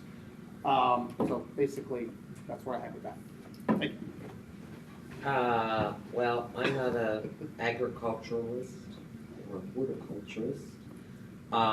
So I am not even going to attempt to address the plan for November. I just know that everything that was planned has to do with the growing season. And I, again, am going to rely upon our professionals that, when we're talking about ripping up a field, they know what it's going to take, the time it's going to take, and when is the best time for us to plant, give those seeds a chance to root. I don't know if anybody has any better answer than that or not, because I'm really not familiar with They it. have this sod thing that most schools use that takes like a month to root. That's I think we're seeding. that's what I'm saying. It doesn't have to be We're that way. sodding. Jamie, I will be happy to try to get the answer to that question for you, Please. but that's about the best I can do. As far as the auto, I can only go based upon, and again, remember that the scale of everything has changed and the time frame has changed. I can only go on what is being reported to me, and I'm gonna ask Steve or Tommy or Cheryl to jump in. But I know that the walls there by our auto shop in the back, they're coming down. Yes. So, when, I don't know if I have a date for that. I certainly don't know how long it's gonna take. So jump in here and help me out. I'll answer the question on the fact that even if you opened up those auto shops, you now are talking about having students travel from across the street to a building to go to classes. So it's not feasible to do that. So as I said before, it's a shame, but I do think we're going to be able to replicate some things, with the CAD program. But that's the reason as to why. Okay. So even if we try to open up that area, we would be transporting students back and forth across for classes and changing of classes, and it's just not feasible. Very good. Okay. Thank you, Jamie. Hi, Kim Farrow from Eagleswood. So my question is about the fields. So there's two ways I'm looking at it. Okay, so everybody keeps saying it's gonna be closed for one season. One season, one football season, or one spring season for track? Like, I'm confused. So I feel like we can look at it a couple ways. We can be 6 months behind, which is where we're at now. We're gonna rush to try to get, go out to bid and figure out what we're doing and get it started, and then graduation's all screwed up, spring track is all screwed up. I don't understand why, if the original plan was to start it in October, November, which according to the agriculturists, that's the best time, why are we pushing to do it now, screwing up our seniors' graduation and our seniors' spring track and everything that's going on right now? Why? I mean, personally, I feel like if we could rearrange the football schedule next year and maybe have our home games in the beginning of the season. I know that it's already, we're not having anything home and all that, but if you kind of can look at it like this from this point, start the football season with the home games and then move the later away. Then you can start the track like you could probably start it in October, like, figure 4 or 5 weeks into football season, it's October. Get it started then. Then it should be done for graduation next year. It won't mess up everything this year the kids have had complete chaos this whole entire year. And to have more on top of that, it's just ridiculous. Every day I say to my son who's on track, I'm like, are you still on the track? He's like, yeah, but I don't know how for long. Okay, so I'm sorry, but I feel like we can look at it as we're behind or we can be ahead. And with all the craziness that has happened, I feel like it would be better to not rush into anything, go out to bid, get the proper people doing it, because we know, well, I don't have to say anything about that. But just kind of take a step back and evaluate the situation instead of jumping into ruining the rest of the year. I mean, graduation is huge for these kids. And to have it somewhere else or cost 40 grand, I mean, that to me sounds so ridiculous. I don't understand why we wouldn't just put it on the back burner and go out to bid. Don't rush. Like, do a little research. Just don't rush into anything. I feel like that gets us nowhere except for a mess. That's it. Thank for you. now. Thank you, Kim. You were involved in. Kim, I don't disagree with you in theory. Everything has been upside down. I agree. Unfortunately, the fields have been all along with the engineering and architects and everything else. This has been ready to go out to bid since November. Okay? If we lose the preparation for the fields so that we can have the sowing season, is what they call it, which you're correct in the timeline, it would not be ready for that. So then we would still lose 2 years down the road.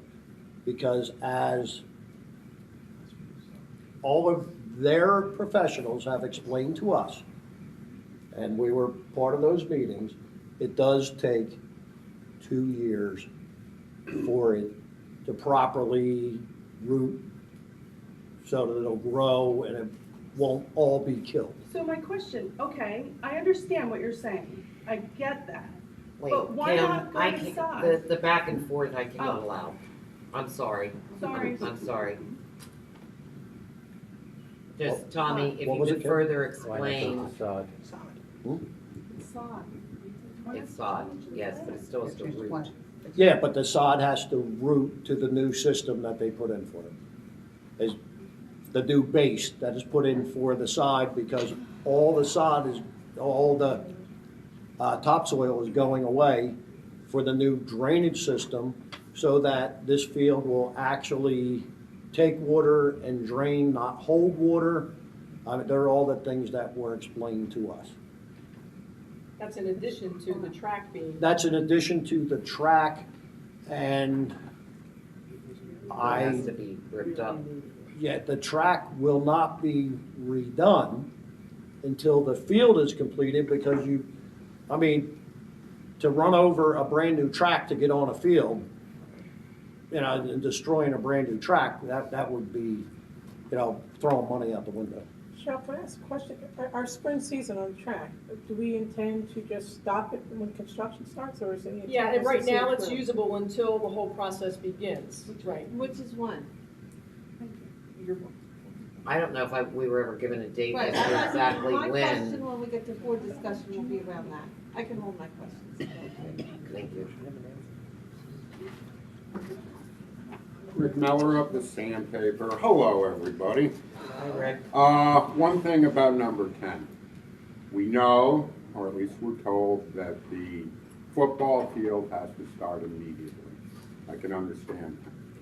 But I believe that this athletic complex upgrade also includes the tennis courts. Are we going to leave them alone so we have a home team this spring? And then my other question is, until at least summer, there's no rush on those. The other thing is, with the field, it's going to take a lot of time for that sod to set, we're told.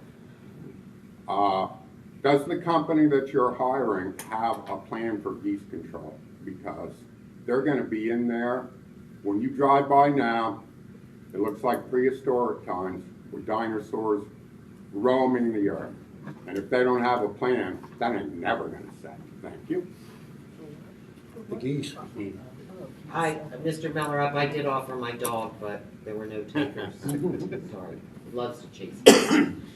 Do we know exactly when the tennis courts are supposed to begin? Do we have a proposed?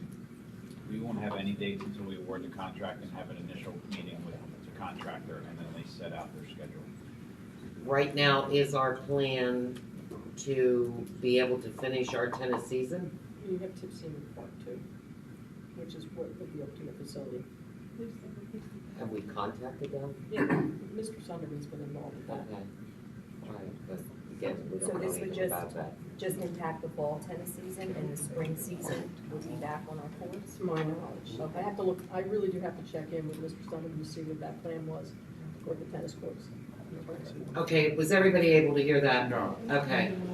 I'm sorry, Dr. Stevenson, if you'd repeat. The tennis court situation, I'm not sure as to whether or not the plans for what is moving forward until the contracts are awarded. So we have to have a planning meeting with them to establish when that process is going to begin. If we have, in fact, don't have access to the courts, we have additional facilities that we utilize, and we have utilized in the past. I was a former athletic director here, and we did have an issue with the tennis courts years ago in which we had to use alternate facilities. Okay, so unfortunately, with the construction process and with redoing fields and redoing these things, at some point there is going to be disruption. It's just a matter of when the disruption occurs. So you're not going to be able to avoid either shutting down some areas or moving graduations at some point, just because of the magnitude of that project that is going on. So as much as we would not like to disrupt anything, unfortunately, we're going to have to because of the magnitude of the work that has to be done. I understand that tennis courts, though. I'm gonna say, you better stop. Yeah. It's still, tennis courts, there's no reason. Sorry, Mr. Mellerup. I do know the planning for this has also been with Mr. Sunderman, who is the athletic director, that was encouraging the best times to have the least interference for our students. Anybody else on items 9 and 10? All right, then I'm going to go back and, did we have a motion for number 9? No, we I've did not. forgotten now. Not yet. All right, Motion to approve 9. second? Second. Any discussion? All right.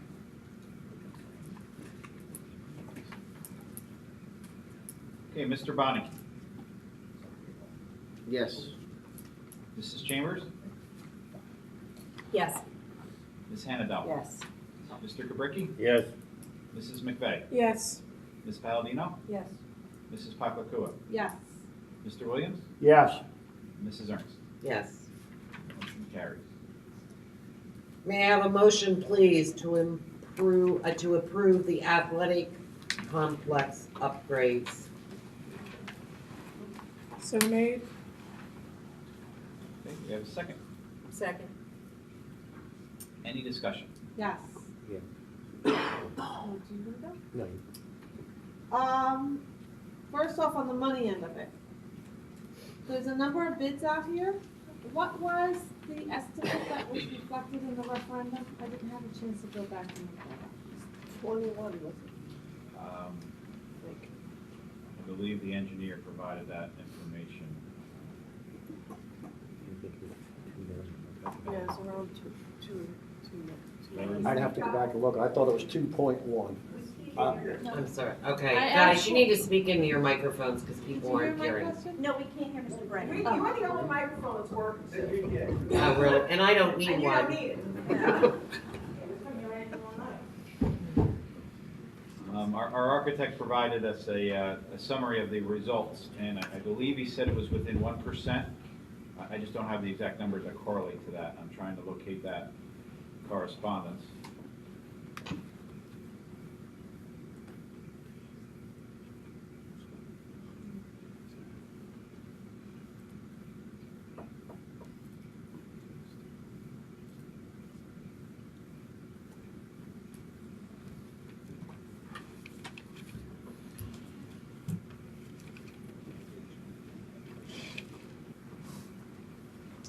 The engineer's construction cost estimate for this project is $1,733,338.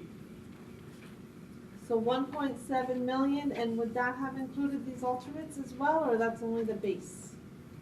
That would be for the entire project. So So each it says of these that- estimates are over our referendum. I'll read the recommendation that the engineer provided us. It says the engineer's construction cost estimate for this project is $1,733,338. The bid submitted by American Athletic Courts is within 1% of the engineer's estimate. Therefore, I find them the lowest responsive bidder, and I recommend an award of the contract for them. Our office also recommends that the school district accept alternate item bid number 3 and 4 for the total contract amount of $1,763,650. So alternate 1 and 2 will not be included? Alternate 1, you'll notice is a deduct. That would be by accepting that, you would be eliminating the sod and accepting seed. So by accepting the base bid, you're accepting the sod. So therefore, you wouldn't award alternate 1 unless you wanted to move to seed. Alternate 2, that is the football scoreboard, in which we've received We've received some donations, but not the full amount, with an understanding that more work is being performed by community members to bring in the cost, to donate the cost of that alternate. Alternate 3 and alternate 4. I think alternate, and I confused the two, but there was to build a better walkway around the tennis courts to give the spectators a little bit more of a level area to sit down and watch the sport rather than the drop-off that you have now. So that was supposed to help. And then the last one, I'm open to any sort of help from my colleagues on that one, because it's drawing a blank right now. And if you give me a second, I can look that up.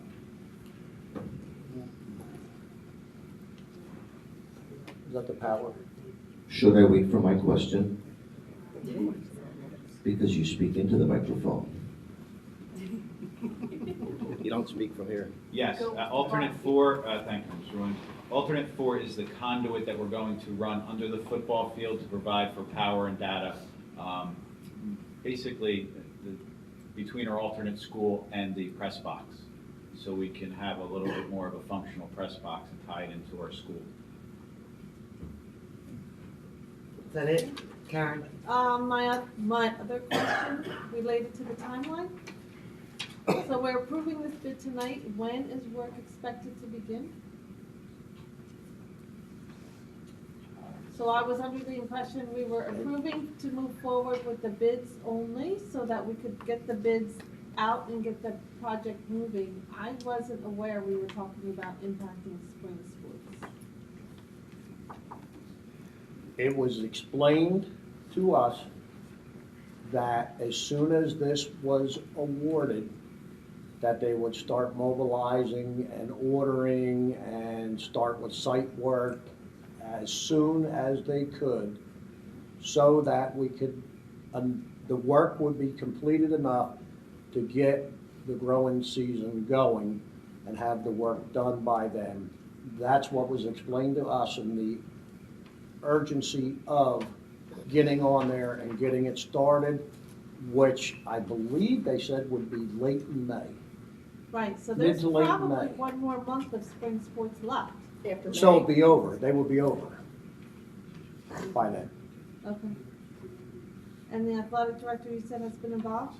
Yes, he has. He's been at the meetings. He's worked with them as far as the timing of the different functions occurring. And would the timeline be put in the bid, not, I think Mr. Brennan referenced that once we get the bids, we'd set the timeline? Isn't that timeline usually part of the bid requirements? We should be setting the timeline, not our contractor. From my understanding, the timeline that's put in the bid is a recommendation.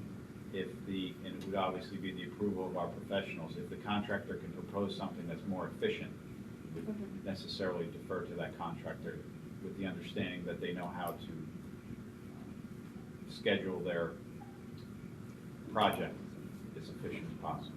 So the timeline is, an estimated Correct. time start is in the bid? A and basic what is estimated that timeline. Estimated time start that will be in the bid?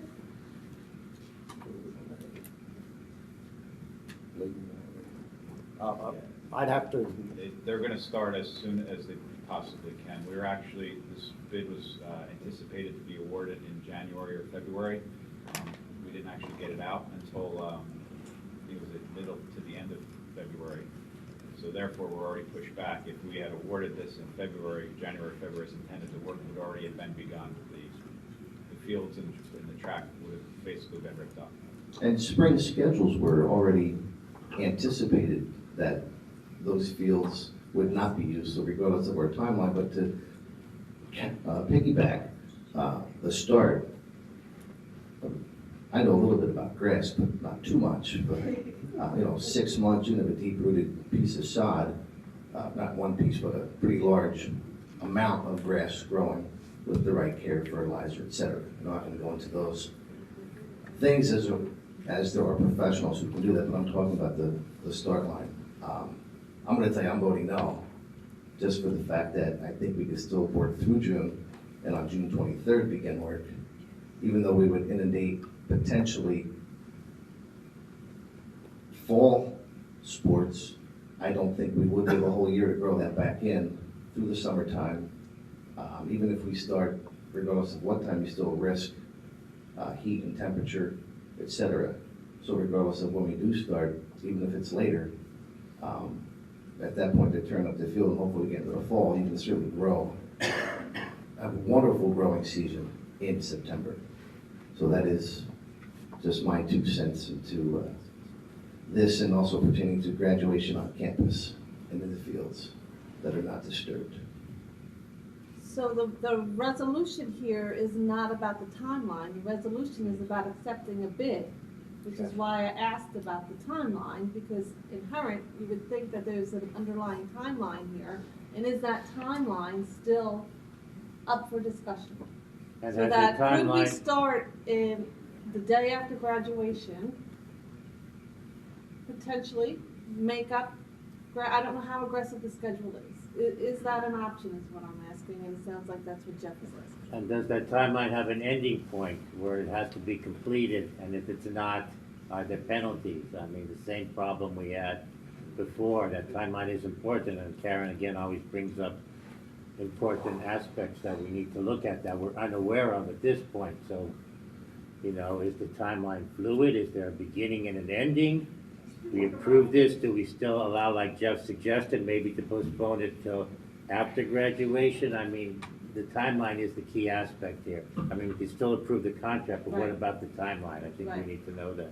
So the question is there flexibility in the start time? You said you don't know, correct? I can't answer that question. That would be a question for our engineer. So you can't hear me. Okay. But The what? answer was that is a question for our engineer.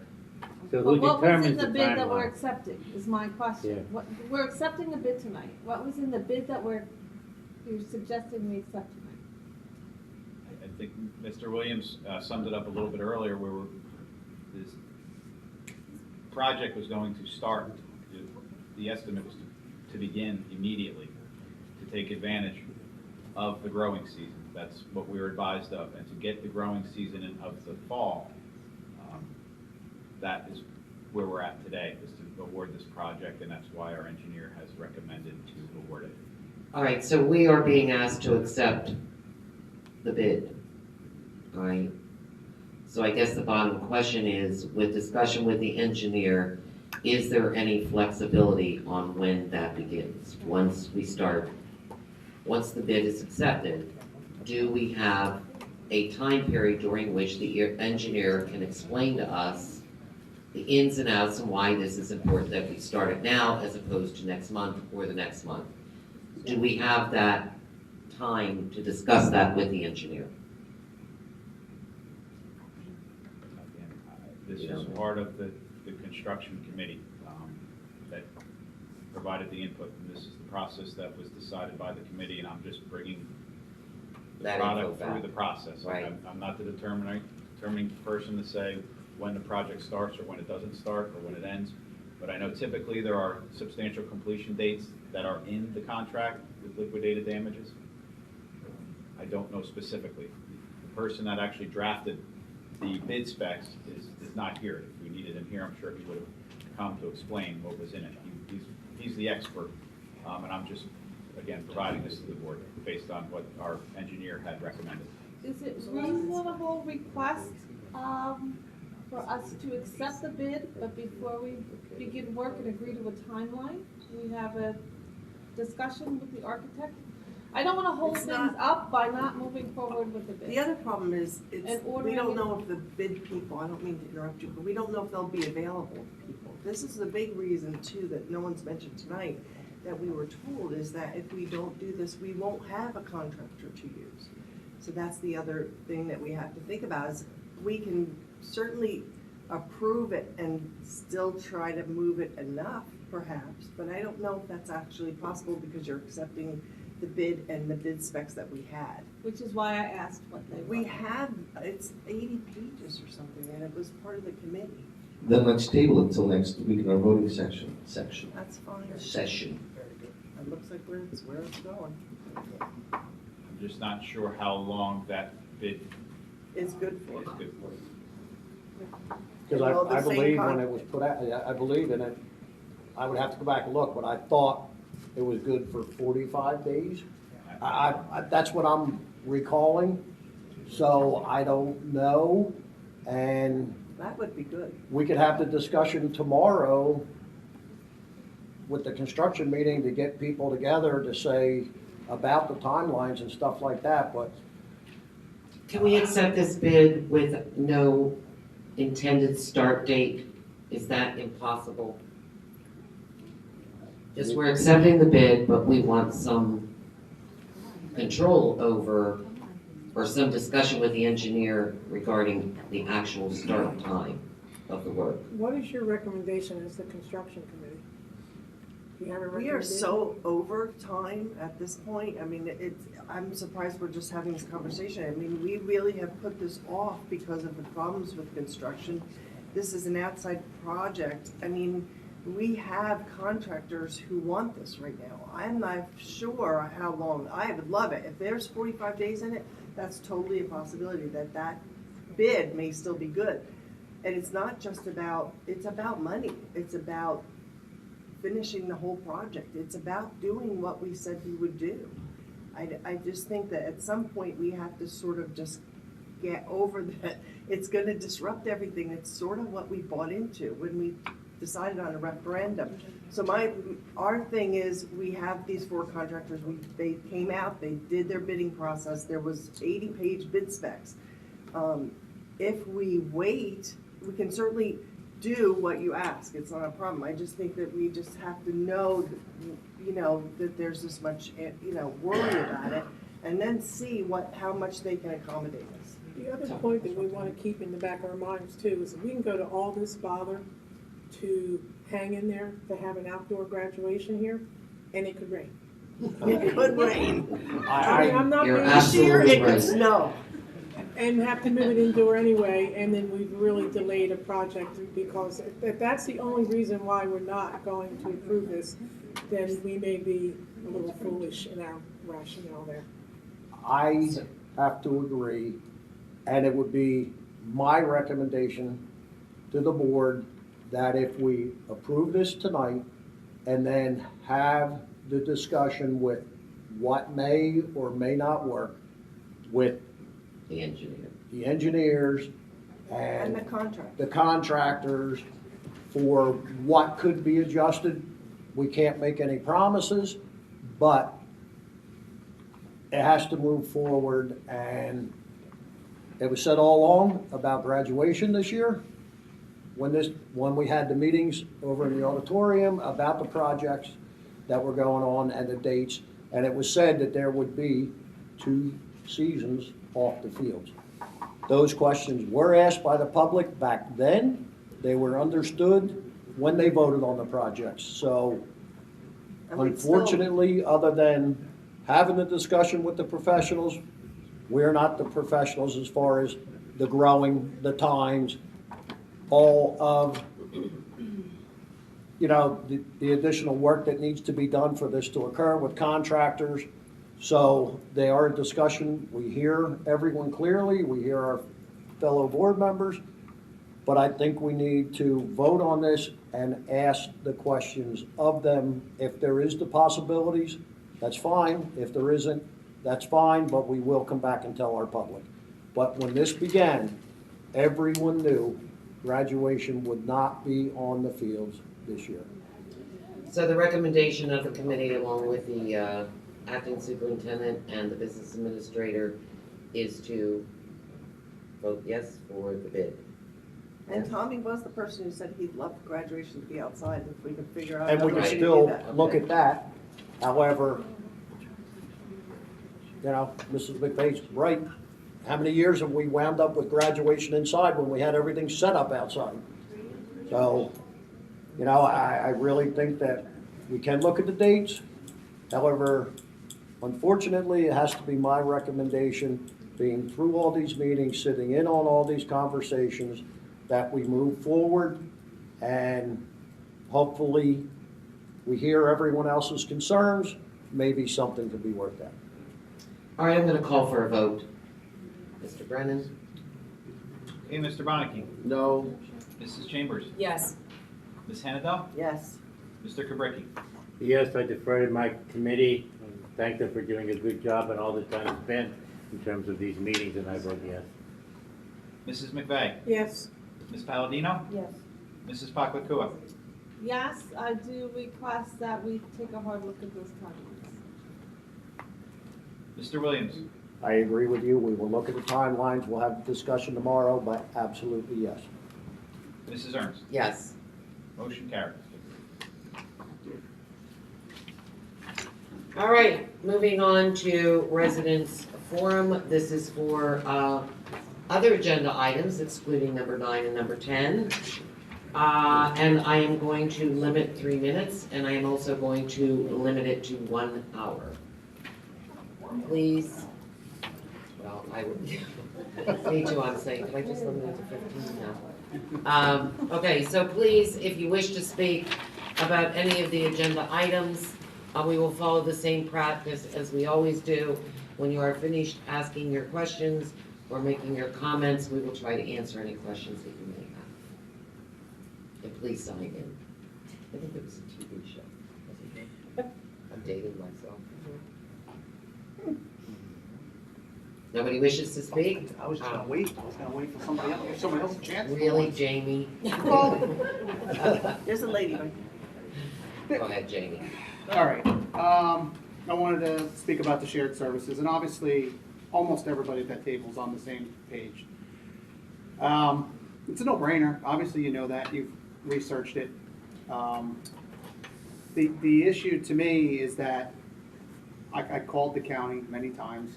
I don't have confidence in them at all.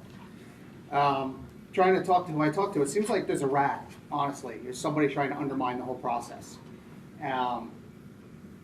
It seems to be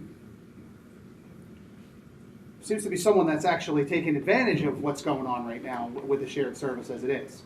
So my question is that person going to ever stand up and go to the public and tell them that that person is willing to be against it and put their name out there, that they're willing to do this. They're willing to try to stop a shared services agreement that would save the taxpayers of this town $800,000 over a few years. That's what I want to see. I want to see if somebody's going to be a rat and go behind everybody's back. I want to see them stand up and actually take accountability for themselves. And because yeah, that's basically the biggest thing. But we are talking about not just the money savings. Obviously, we're talking about the continuity savings, something that's desperately needed. I mean, what you guys have done is admirable in a sense. Not in a sense, but just tonight with the discussion. Some of you aren't happy, some of you are happy, but it's been very, very well done, and you come to a consensus. Whether the public, myself, agrees with it or not, at least that's done. But this shared services fight has to continue, and I know you're going to continue, and I know that a lot of these people are here for that, whether they're going to speak up or not. That camera makes people nervous, not me. I don't care. Makes me nervous too. Yeah, well, the point is the point I'm trying to make is I'm for it. I know that the public's for it, most of them. Anybody that's not against it is more than welcome to come up and give you their opinion. But we need to weed out this rat well, the one that's calling the county. We're not having a back and forth conversation Yes, well, here. the one that's calling the county and trying to, do things. But thank you for your time. Thank you, Jamie. I don't know about the rat stuff, but thank you.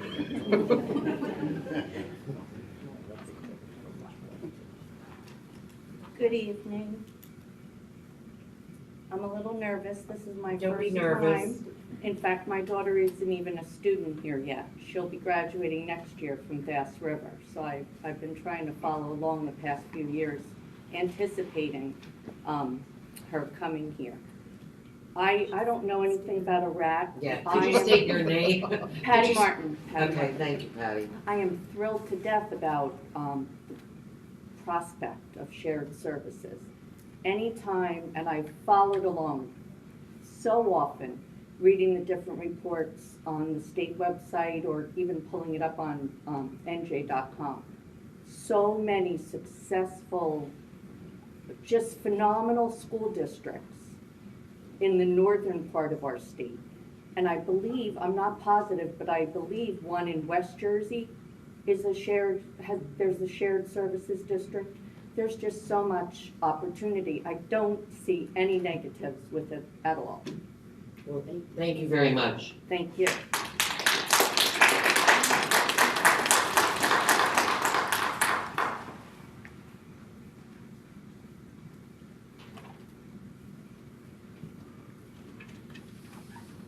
nobody's against it.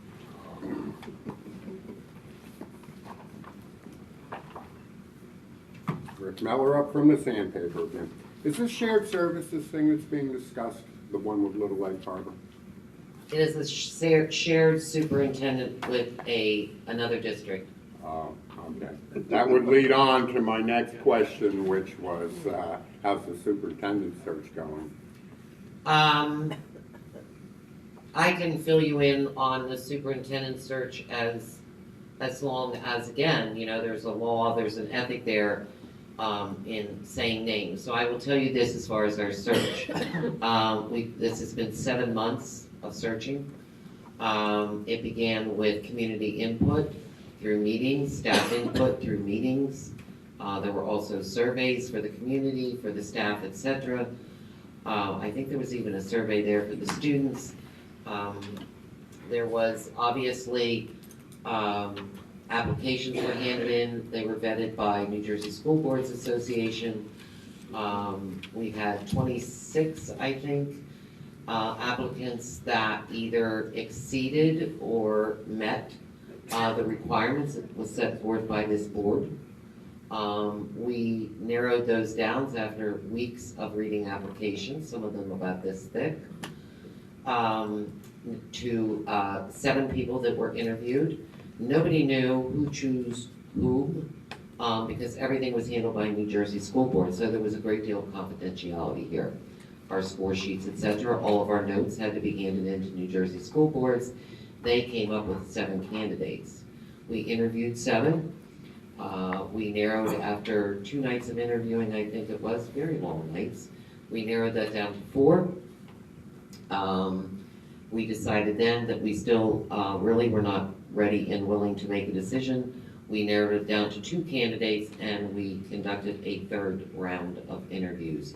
That 3rd round of interviews was completed, I think it was at the end of February, where the board unanimously agreed upon a candidate.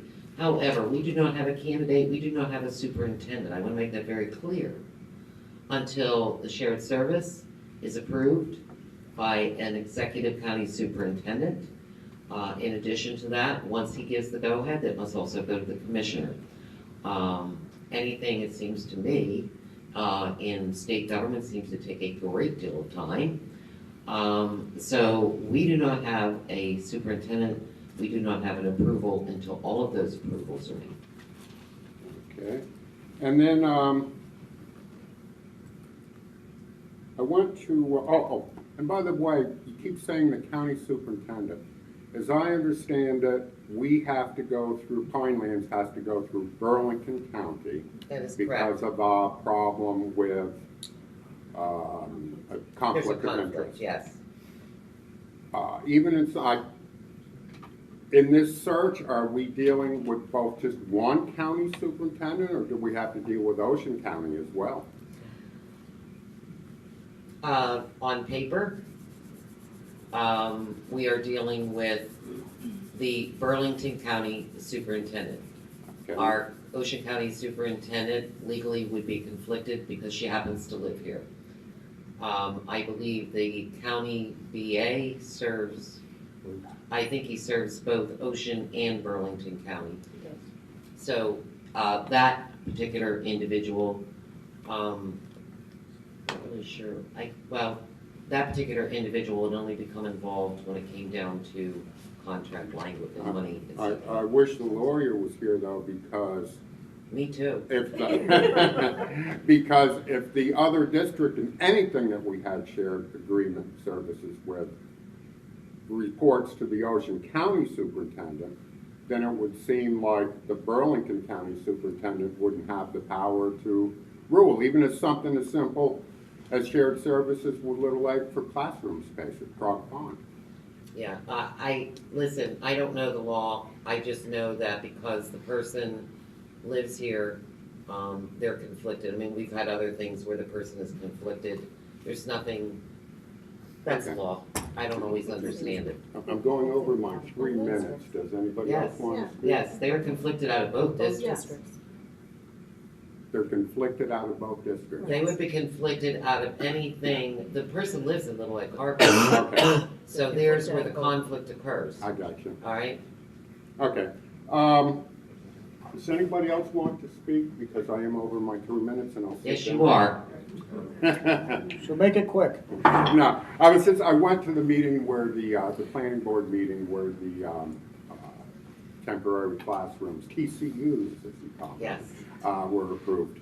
And they said that the capacity would be recommended capacity would be 23 to 24 students.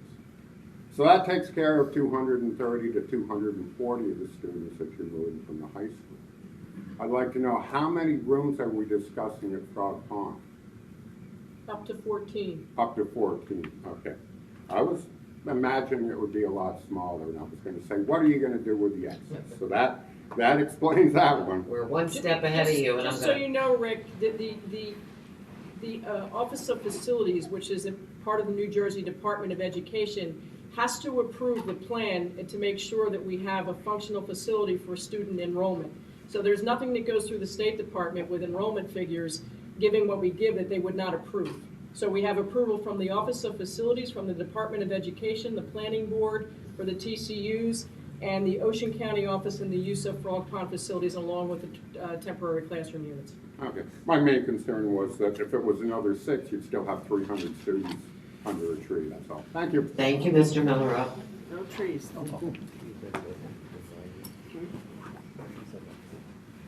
Karen? Good evening. 2 questions. One, do you have a plan B if whoever does not approve this shared services? Is Dr. Stevenson going to continue? She is doing you are doing an amazing job.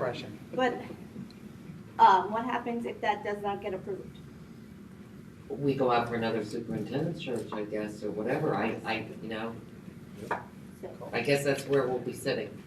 Okay. Call the governor. Yeah. So my next question is, I don't know if it can be answered, do we know what's going on with the investigation?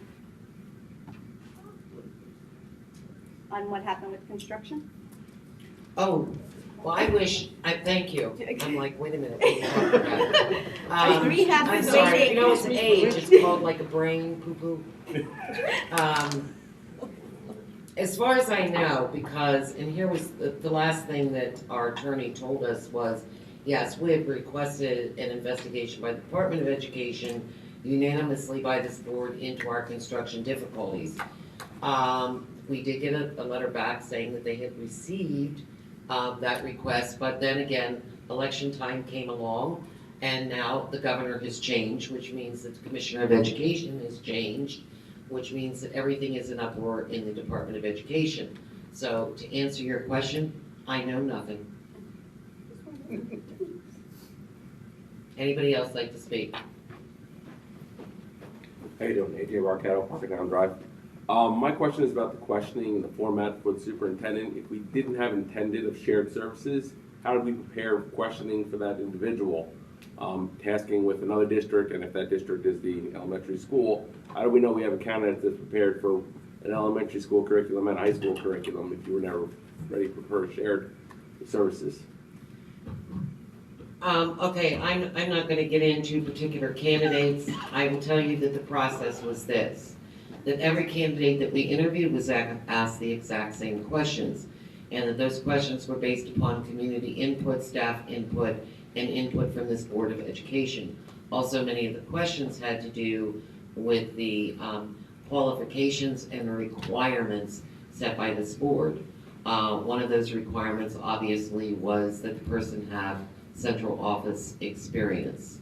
We asked the same questions during round 1 of all 7, different questions, but the same questions of all 4 candidates in round 2. When we got to round 3, the questions began to differ because now we are down to 2 candidates. Now the questions, yes, there were questions that were shared with both, but there were also questions that came particular to each, and those questions were asked, and that is how this Board of Education made their decision. But there's no questions for the superintendent about shared services or services potentially with an elementary school and their qualifications in that. Are you area. talking about a candidate? Any candidate's question? We should have asked if I'm saying, we didn't ask these questions, how do we know the candidate we're getting is going to be prepared to do shared services?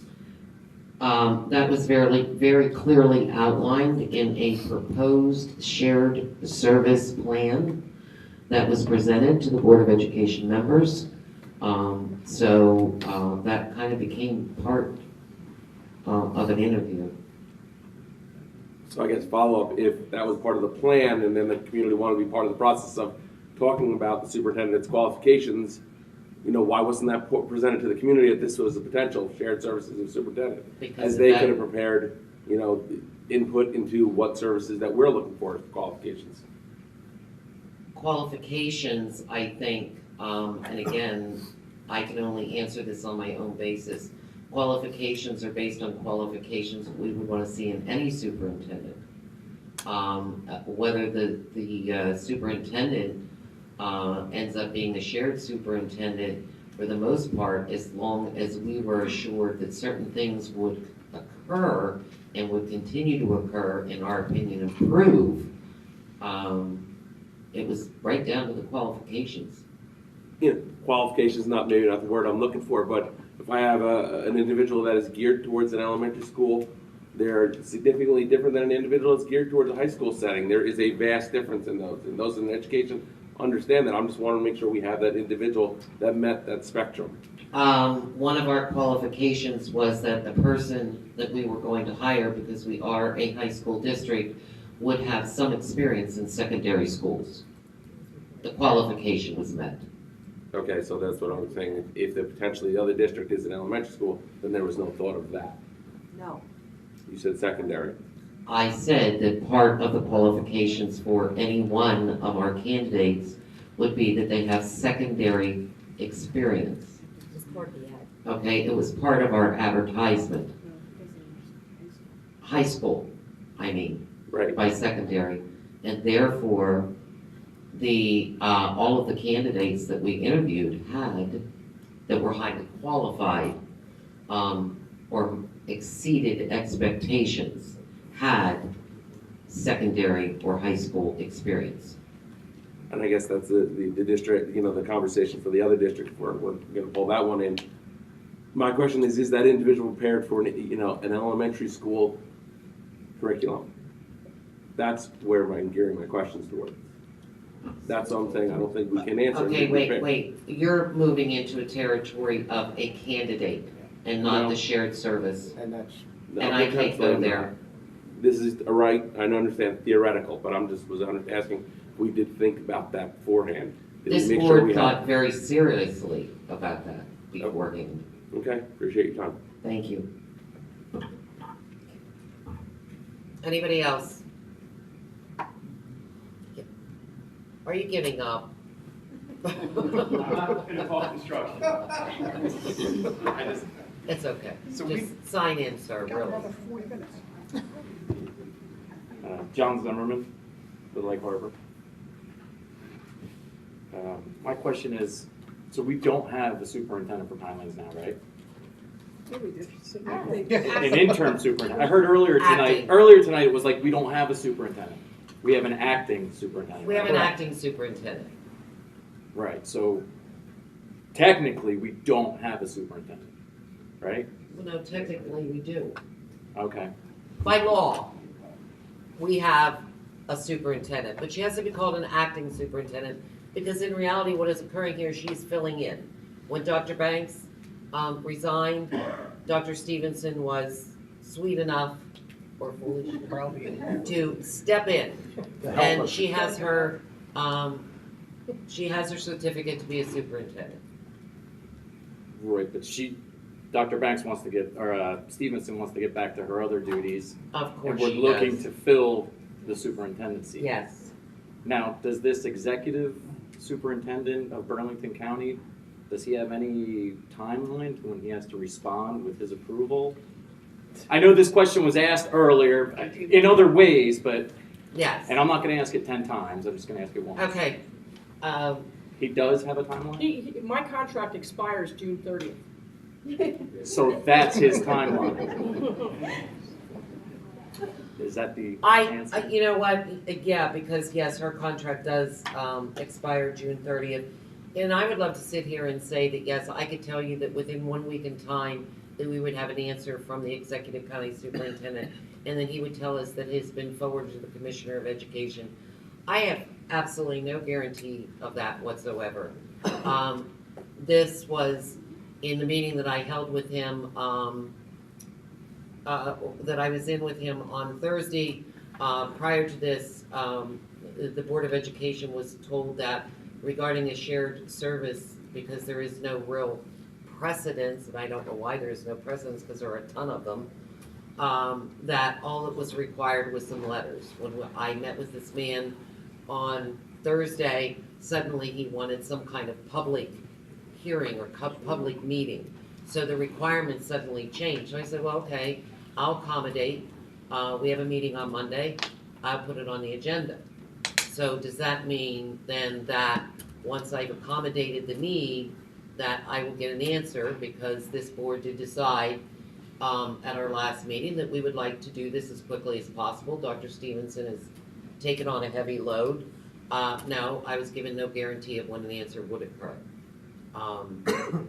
I wish I could tell you more, but I can't. I understand. So he asked you to put this on the agenda for your meeting and I discuss asked it him with the if there board was a members. and- separate public hearing needed, and I was told no, but he would like to see it on an agenda for public input. And then he would like to hear from the individual board members, their support of this shared service. I said, okay, I am more than willing to do that. I called Dr. Stevenson, asked to have it put on the agenda for tonight so that we could take care of that requirement and one way or another move this forward. Great, so does that mean like the next step is to ask the public how they feel about the shared service? And I then- thought that's what we were doing. And then does every board member, are they pro shared service or Well, the or not? board has obviously agreed to this, or we wouldn't be at this spot. Oh, so are we gonna be voting or something tonight? No, we don't vote on anything until we get, and I think that's what the public doesn't understand. We don't have anything right now. We have good old Dr. Stevenson here. We have nothing to vote on. until the county superintendent nods his head. In an effort to be proactive, waiting on a response from the executive county superintendent, should we line up our ducks first? So as soon as he does release that approval or disapproval, which we don't want to see, right? Well, I don't, but We want to be prepared for either way, right? To either move forward with the shared services if he approves, or do something if he different. disapproves of it, Then we have to go back out for. and the majority here in Little Lake Harbor and you know, the other districts all do approve of it, I mean, where do we go from there? We're waiting. It's interesting, though, that the only, the sharing district, the only district that was asked to put this on their agenda was Pinelands. The sharing district was not asked to do that. I want to make that very clear. So I have done the bidding of the executive county superintendent. Thank So then you. I guess what is the public forum close, and then you guys continue to talk about whether you're for it or against it, or? Oh, everybody's for it? Yes. Okay, I missed that. We had, yeah, we did have a. Everybody here is for it? Yes. Okay, all right. All right, is that good? Thank you. Thank you. All right, thank you. Huh? Feedback from what? Oh, yes, I'm sorry, Mr. Zimmerman, I'm assuming that you were, and maybe I'm assuming wrong, are you supporting this, or are you saying no, or did you just have questions? Yeah, okay, all right, thank you. Madge Rosenberg, 101 Cayuga Lake Drive. Being as it appeared the entire board is in favor of this. Excuse me, No, we don't think the mic is on, that's why. Can you hear me? Nobody can hear him. Madge, I can always hear. Well, I can speak loud enough, I don't need a mic, okay? My recommendation to the Pinelands Regional Board of Education is to please pass a resolution tonight to send to the Executive County Superintendent of Schools, making him aware that the hearing was held, everyone that attended was in favor of shared services, and we need to get this moving, so this way the new school year begins with the new superintendent.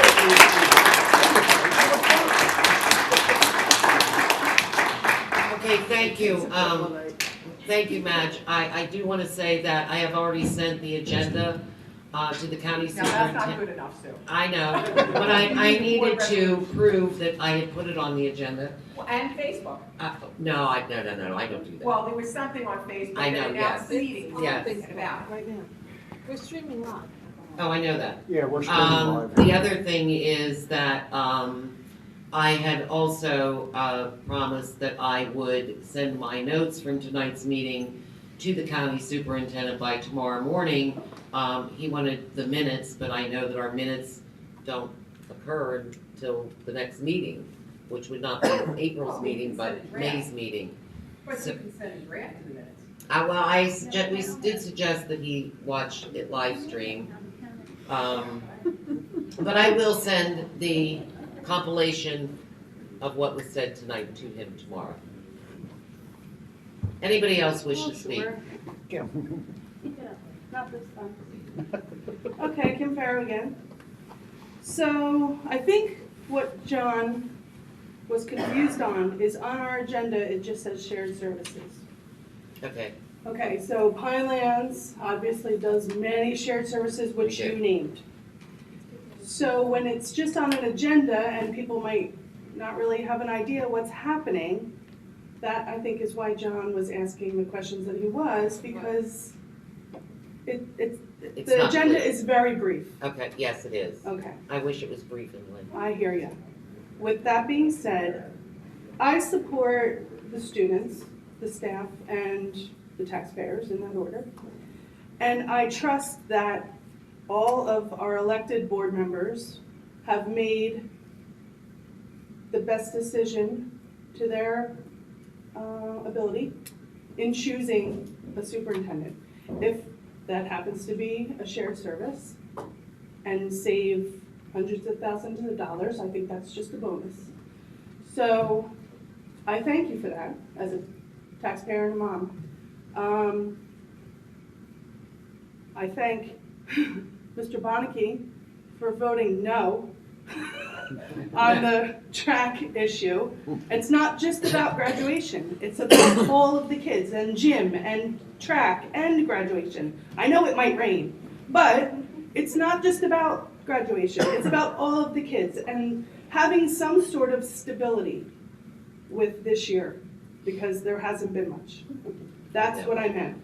We know that. Thank Okay, you. but I felt like I had to reiterate on that because our track team is awesome. They are have awesome. been winning medals like crazy, girls and boys, and you know what? They need to be applauded because honestly, it's not all that popular, but they're doing great, and it's so exciting to watch, and it would just be so much more exciting to watch it at home. But it's okay. But I just feel like I had to Do that. reiterate on that. All right, thank you very much, Kim. Sure. All right, having said that, okay, No, Real quick. 30 more minutes. how many? I'm just trying to help this process. I'm down to like, it's more like 10. Sorry. It's Trina okay. Riegelman, 18 West Anchor Drive, Little Lake Park. Could you make sure you write your name down? Yes, I will. I have to send this in you. I just don't know if I can do both at the same time. Okay. That's okay. So, would it be helpful for you that agree with shared services if every person in this room got up and did exactly what I'm doing now and said, we want you to have shared services? Well, of course So that it would when be you send helpful. that, Or just sign that. Or sign that Okay. saying you're. well, I'm doing in that favor. right now. Okay. Thank you, ma'am. We're all stand up at once. Get it over with. No, they should sign. Yeah, definitely. And I Well, thank you sign for and that sign. suggestion. You're right.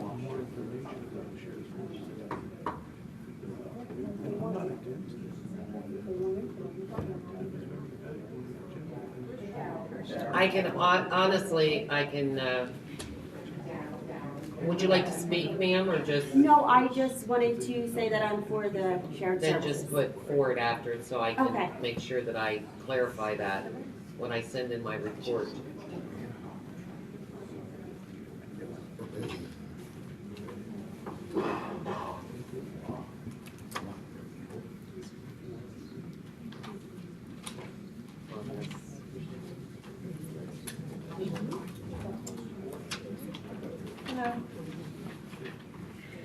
I will echo the sentiments of those that have spoken in favor of sharing services. I think, as an educator here at Pinelands, I think it will aid in the consistency of delivering a phenomenal education for our students. And I also do appreciate the fact that you are being very sensitive to the taxpayers' needs, especially when our taxes have just gone up again.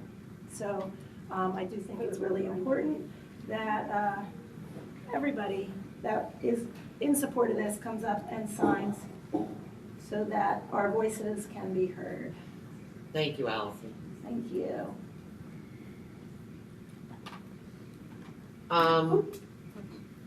If somebody really is going to speak and not just sign a name, I would like that too. because I'm gonna move into residence forum, or a board forum if not. Move in the board forum. I'm just saying. You're just signing? Okay. Is there anybody out there that really does still wanna speak? Just raise your hand and let me know. Okay. While we have people making their wishes known, I am going to turn to board forum, because we still have an executive session this evening. I'm sorry, folks. So I'm going to start with Mr. Bonnicky. I have nothing further to add. Well, thank you, Mr. Bonnicky. Ms. McVeigh? No, I'm good. Have a good You night. Okay. Mrs. Papapulo. Thank you all for coming and sharing your input and your concerns. It is much appreciated. And Mr. Williams, we're gonna hold you to, working on the timeline. I'll be asking tomorrow, 2 o'clock, 1 o'clock, 1 o'clock. Ms. Palladino? Want to thank everyone for coming out tonight. And, We can't hear her. But she's got a little teeny I'm just tiny thanking voice. you. My kids don't feel that way. That's the sad part. Just wanted to thank you for coming out.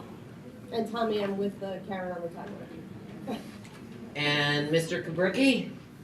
Just wondering if we have anyone from the district going to the May 4th meeting on student achievement through multiple lenses. It looks like a fascinating, it's on a Friday. It's open to board members and administrators. Student achievement through multiple lenses. The presentation seem like they are going to be quite good. I'm wondering if we're having anyone going, any board members that volunteered to go, or any administrators? When is it? May 4th. I think I went through that last. Where is it up in, It's up in, Trenton? is it in Trenton? Yeah. Yeah, we'd have. Yeah. The conference center. Wow.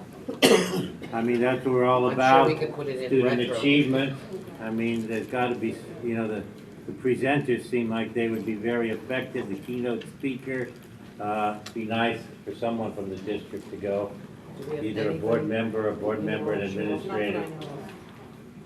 But I don't know for a fact, so. Okay, and I don't, at this point, I don't know, I know that I am not going, but I do have something I would like to add to that when it's my turn. Ms. Hannigan. Oh, thank you, everybody, for coming.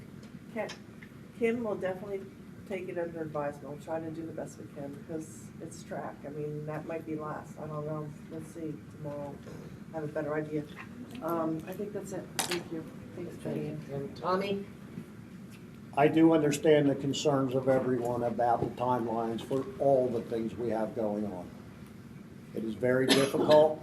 We have had some very difficult times, but these are all things that we need to address and do and move forward with. Also, I would like to thank all the members of the public tonight for coming out and expressed whether it was concern or praise or other things with moving forward with a shared service.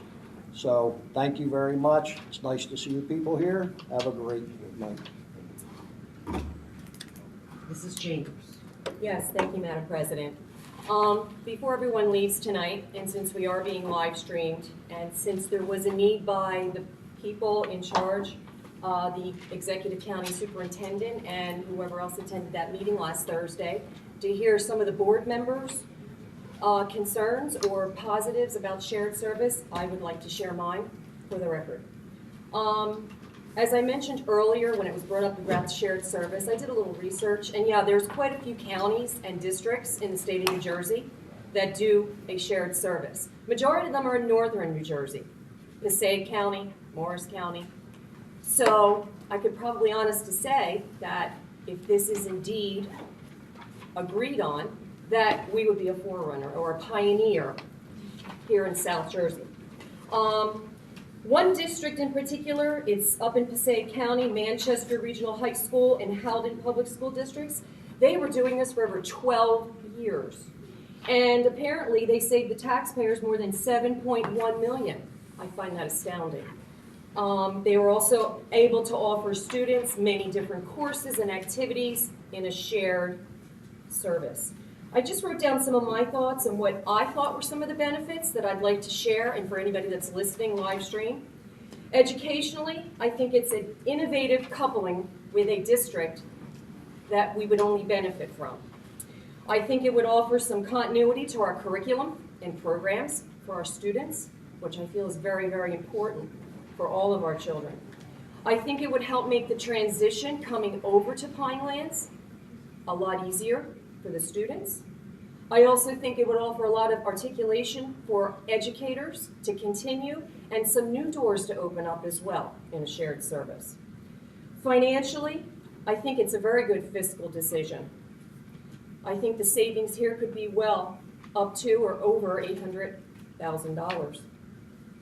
I also think that we would save money in staff development and training in a shared service consortium, which would save a lot of money, because I feel both districts spend a lot of money for professional development where we could be together on offering some of this development for our staff and then having them turnkey it to the rest of the staff. I also see that there might be some curricular savings when it comes to what we're offering our students, K through 12. I also feel that we would be receiving increased funding for operational sharing based on enrollments, because now we'll have a greater enrollment of students. I see this as a win-win situation for both districts. I am in full favor of a shared service agreement, and I would hope that if those watching tonight on live stream, specifically the Burlington County Superintendent and the BA of Ocean County, I hope that they have heard loud and clear that this community is in favor of a shared service, and this board member is for it 100%. It was a long, tedious process that 8 of us put in to get to this point. And I can honestly say that this decision was not taken lightly. I want to thank all of you for coming. Kim is right. Our track team is doing phenomenal with the medals that they have won. So I hope that continues. I wish all spring sports the best. It sounds like they were winning tonight when I came in over on the baseball and softball fields. I want to thank everyone for coming. I want to thank all of you for your comments, your concerns, and for also sharing and agreeing to sign what you signed tonight. Thank you. Have a nice evening.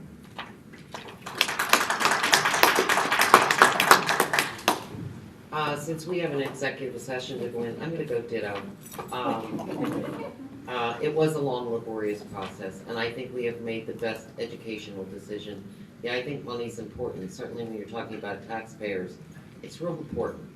But the idea of programs, our kids, and what they need always came first. So I am obviously in full favor of what this board has decided. And the thing that I was trying to remember, and I do remember, except I don't have the paper with me, to go along with what Mr. Kubricki said is, I know that the governor sent out a STEM grant program where they are thinking about, they're going to take applicants from high school districts. And I just want to make sure that, you know, that has been put out to our students and that we take full advantage of something like that. Yeah, just to add to that, Madam President, there's another good speaker who is going to be talking about the 6 additional career and technical programs to help the needs of non-college students. And I think that's a direction that we've talked about as a board in moving and being aware of those 6 programs and how they function at a particular school district.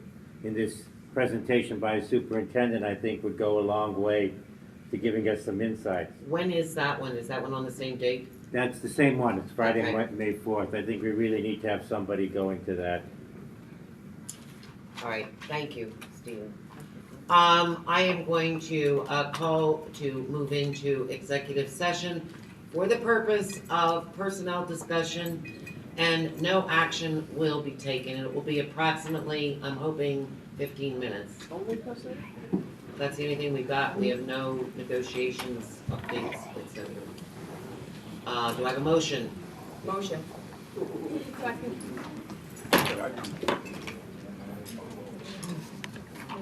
All in favor? Aye. Opposed, abstentions, we're in executive at